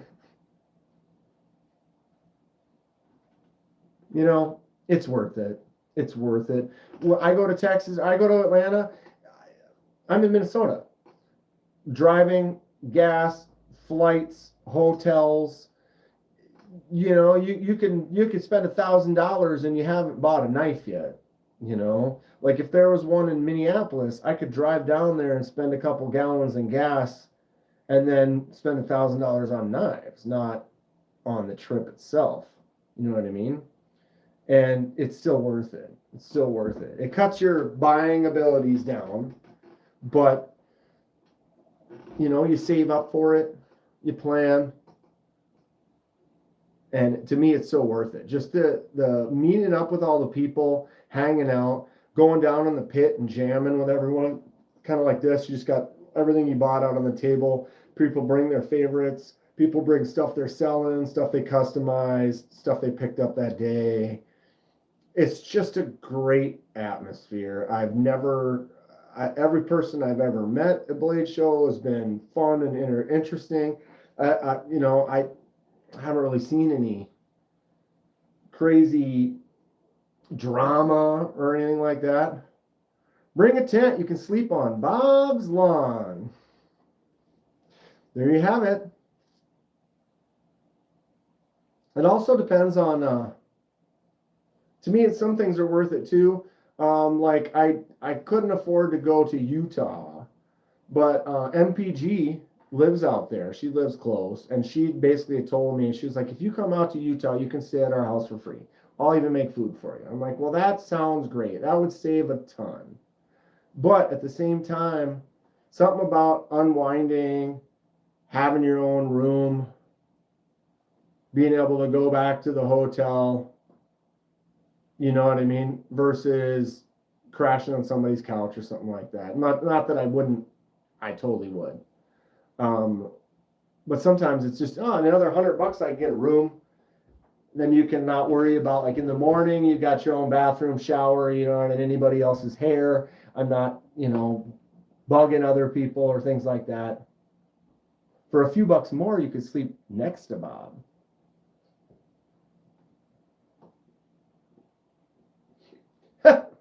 Oh. His neck and his back.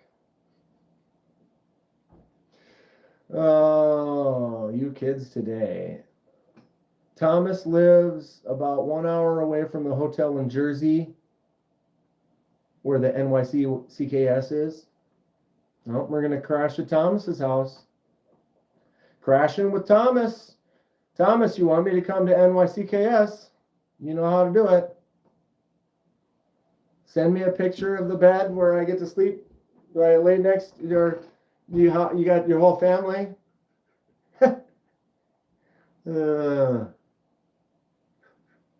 You have to listen to the tones of my CPAP.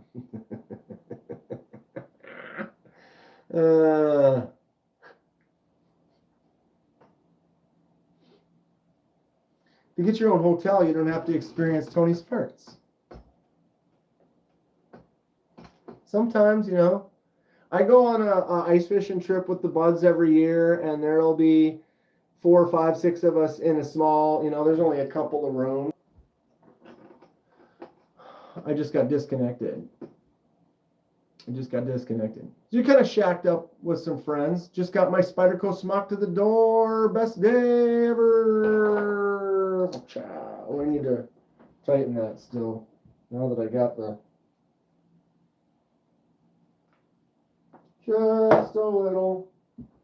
Just a wee little. Got yourself a smock to the door. Zachary Roberts. Boom, boom, boom. The video had a jump cut.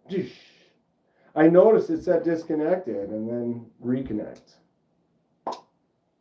Anybody else got a smock? I might just leave it. I haven't even really researched any customizations. I do think I'll probably look for a backspacer for it, and I'm going to shave this edge just a little bit, but I'm digging it. Feels great. Feels really nice thanks to the Magna slits. Boom, boom. Whoops. Hi, everybody. What's up, Cat Scratch? Bought the aluminum dealers exclusive. Full-size smock is shipwrecked, and I have a chopped one as well. Love them. Who is it that does the chopped? Oh, that's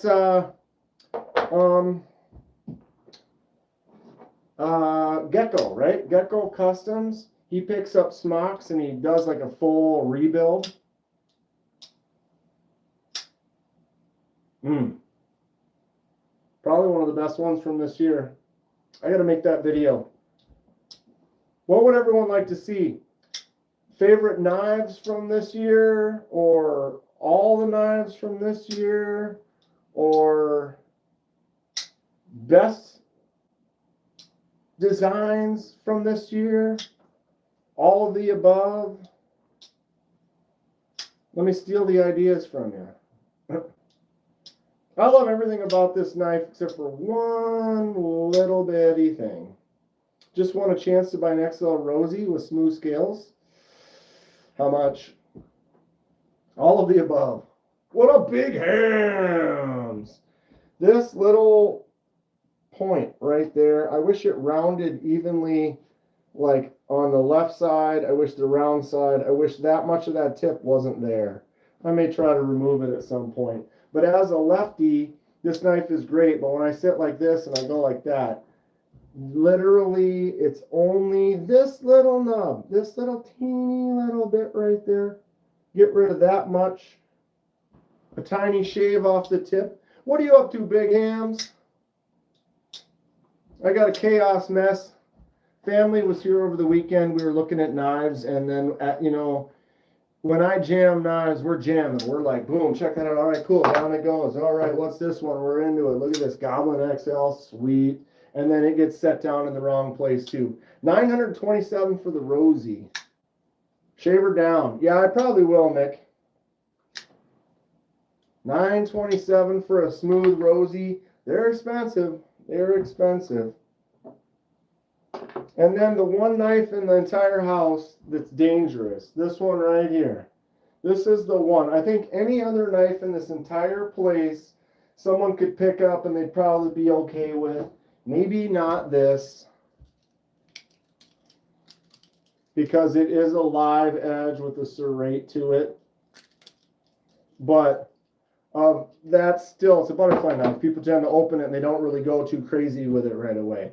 This one, this one people will cut just because they don't know how to open it. Because you basically grab it here and here and flow. Right? This is just a silly knife that has an interesting concept and design to it. It's the only reason it's in the collection.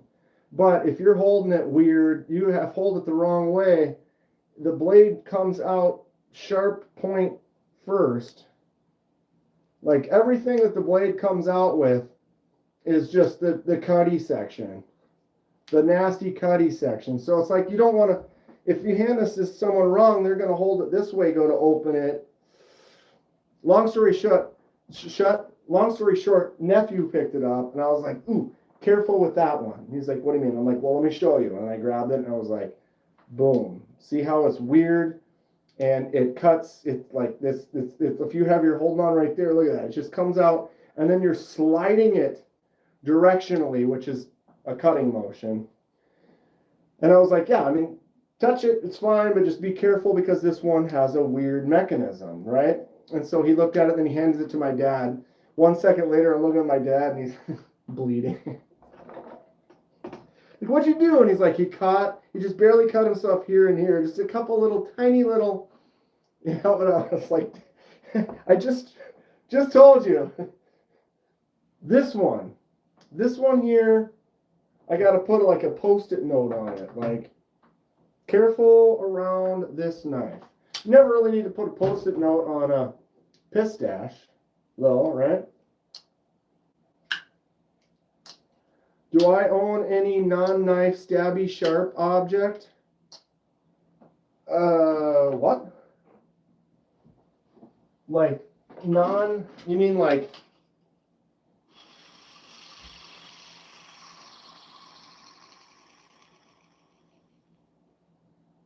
these?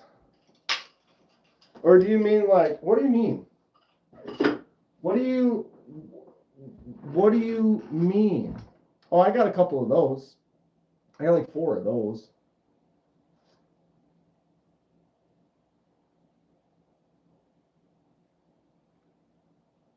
H&K, Rem 87, and Stag Arms AR.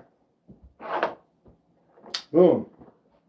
and a pistachio. Like a G10 Sharpie, an ice pick. Not really. I have one of these. Butter knives fast. Right? I have this pen. I have this pen right here. This mechanical pen.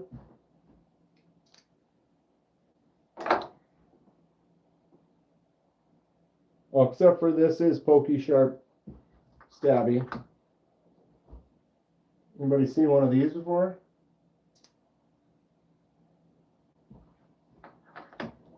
That's kind of fun. But that's also sharpy, pokey, stabby, so that's a little different. A little different.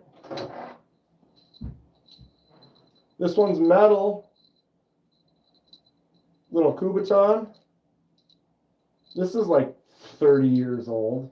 Aluminum. Apparently you put that into somebody's rib and they're like, okay. Okay. Only at the proctologist.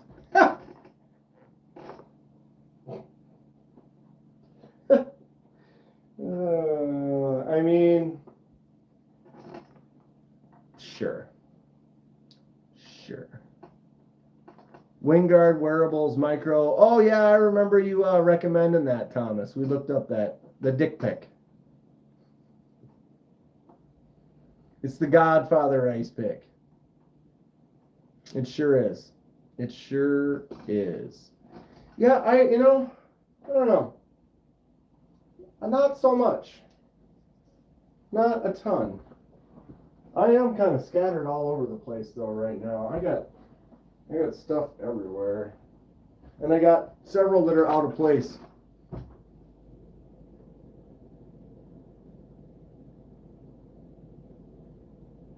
Gotta stop cancer. Stop it. Zap that shit right out. All of the above. Okay, so I see a couple people were saying, yeah, do all the videos. I definitely want to do like a review, like an end of year review of things, highlights, basically a lot of the stuff I got, then like a lot of my, maybe the new designs that I'm really excited about, kind of like the Numb Knives, Cornerstone. This might be my favorite from the year. I do not have any brass knuckles. I don't have any. They sold them at like, you could have got them for pretty cheap at like blade shows. They're sold as paperweights. Wait, you missed this one. Paperweights. But they're available. I don't have any though. If any, I want the ones that are on the huge Bowie knife. You know what I'm talking about? 3-Leaf Customs Tree of Life.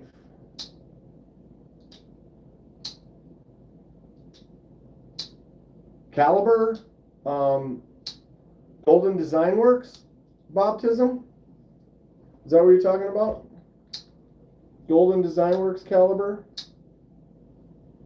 Numb N1 is definitely a contender for Knife of the Year. Dude, this I paid money for this. I'm happy to have it. Boom. Whoops, missed.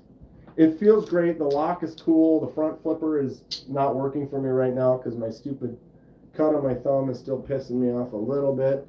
Cicero. Oh. Hunter Biden, Parker Posey. Got them all.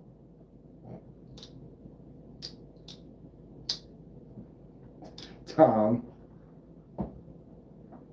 Any stiletto knives in your collection?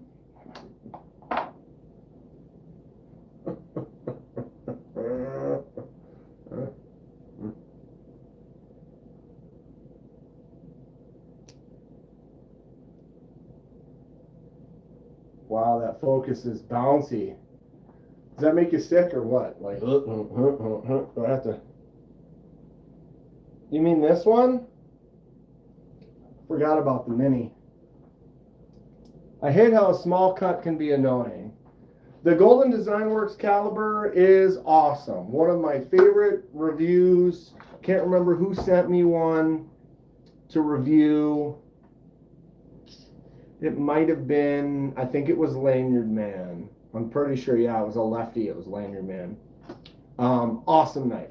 Awesome knife. Golden Design Works makes some really good stuff. Button actuated liner lock. It was the full size caliber, because isn't there a sub caliber now? Yeah, sub caliber. Also handled that what's the other one? The slim. Slim is nice, but it's slim. I prefer like the caliber. It's a little bit beefier on the handle. That's my jam. I like a thick, stouty handle. You know what I'm saying? Get a good old grip on that. Get a good old grip on that. Wow, it's 6:30. We're doing stuff. Time keeps on slipping, slipping, slipping. Into the future. Yes. Yes. I like it.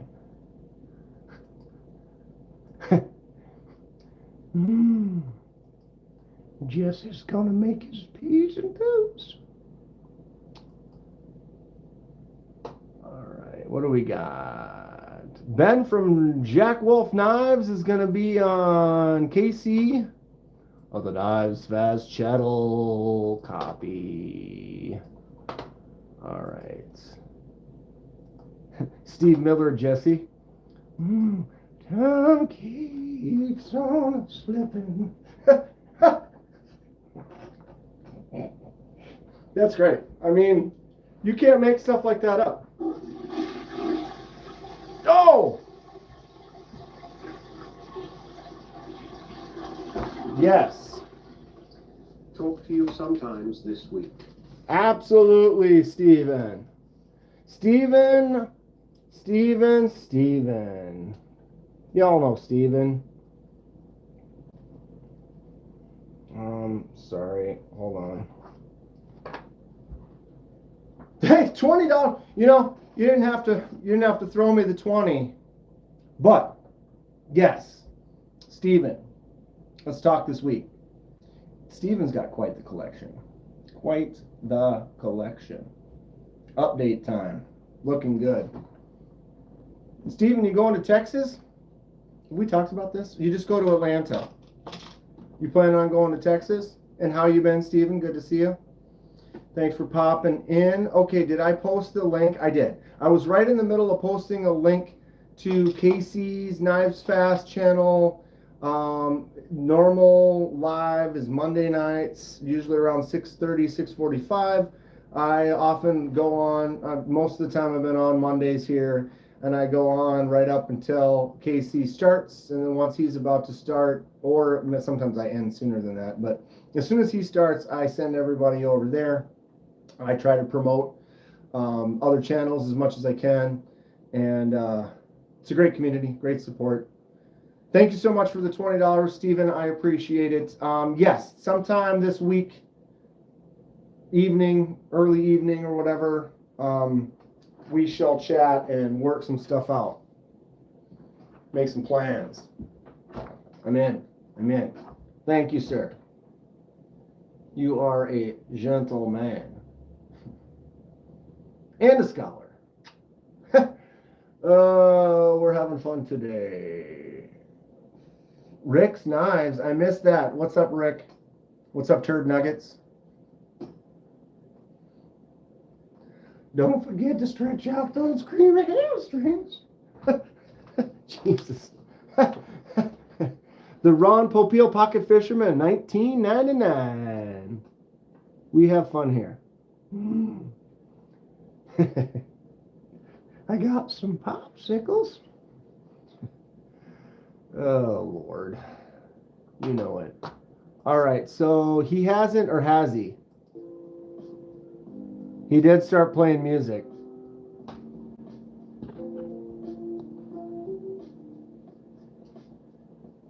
The Knives Fast channel is next. So it looks like he's doing a 45,000 subscribers celebration. He's been growing really well. Got up to 45,000. Got a whole freezer full of them down in the cellar.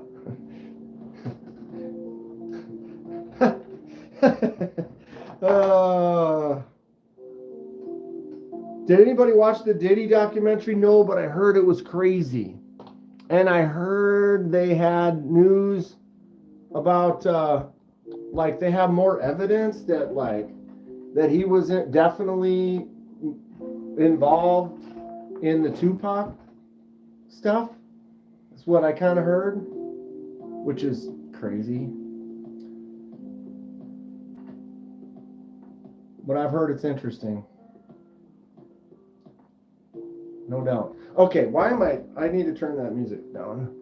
At least it's not that same music. No offense to anybody. But KC was doing that same music that TKE was using for his live for a while. And that loop, I don't know, it killed me. It was kind of like you work at a mall or something. And after a while...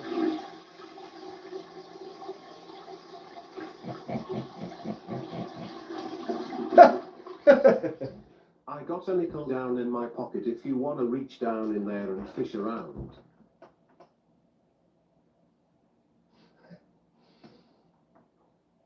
A live stream of a live stream? Yeah. No, we can't do that, Thomas. We had a character that was doing that, if you guys remember.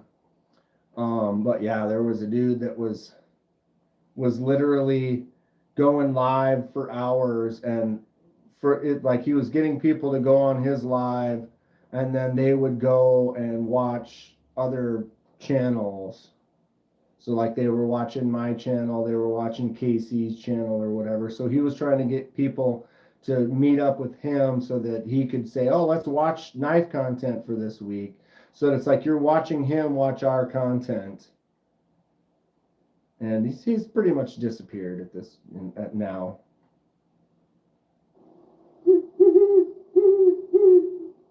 At Hate Nate 704 became a member. At Hate Nate 704 celebrates 4 months of membership. Magnum sluts for life. Yeah, rat, shit, fucks. Dan, how the hell are you? Chat, how the hell are all of you? I'm quite peachy, to be frank. Who the hell is Frank?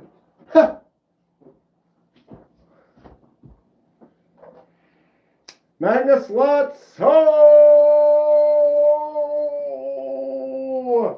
We've got a trio.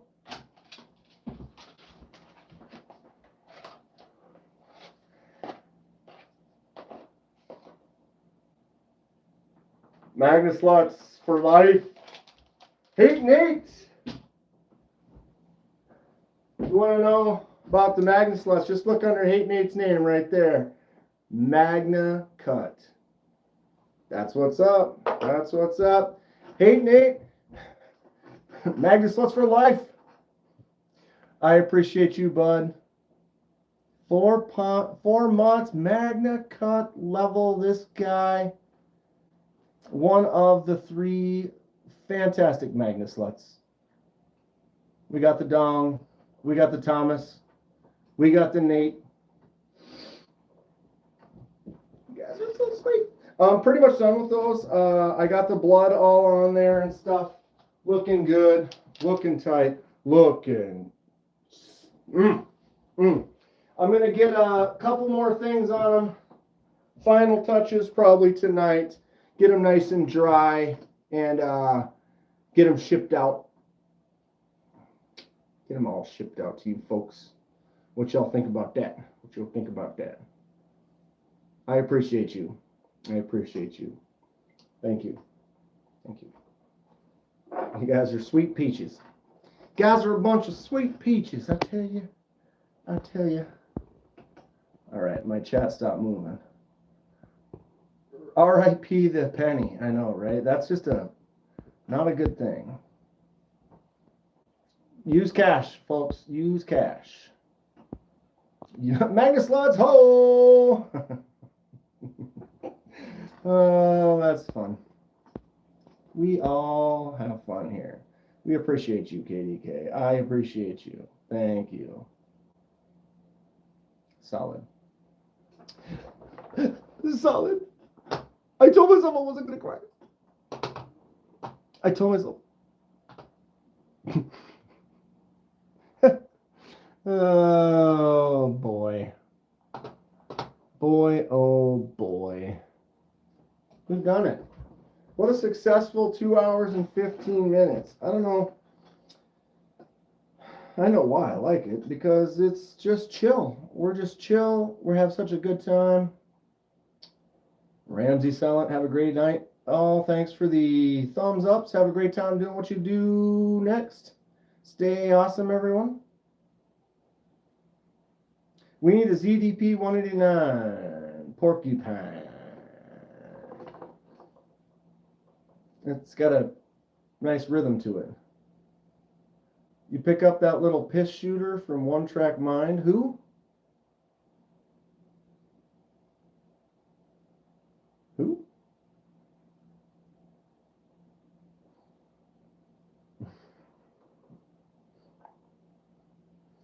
Oh, good. What's up, Detroit River Master? Ice cream. You scream.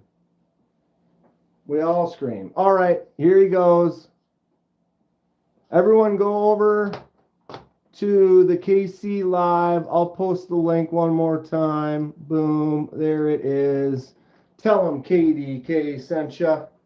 Thank you all very much. I appreciate you. Magnus Sluts for life. All of the folks. Hate me. Now it's a good night, you sweet fucking peach you. Thank you. From the bottom of my heart. Much love. Much love. All right, let's all go over to KC, give him a hard time on his 45,000 subscribers. I appreciate you. Hate Nate.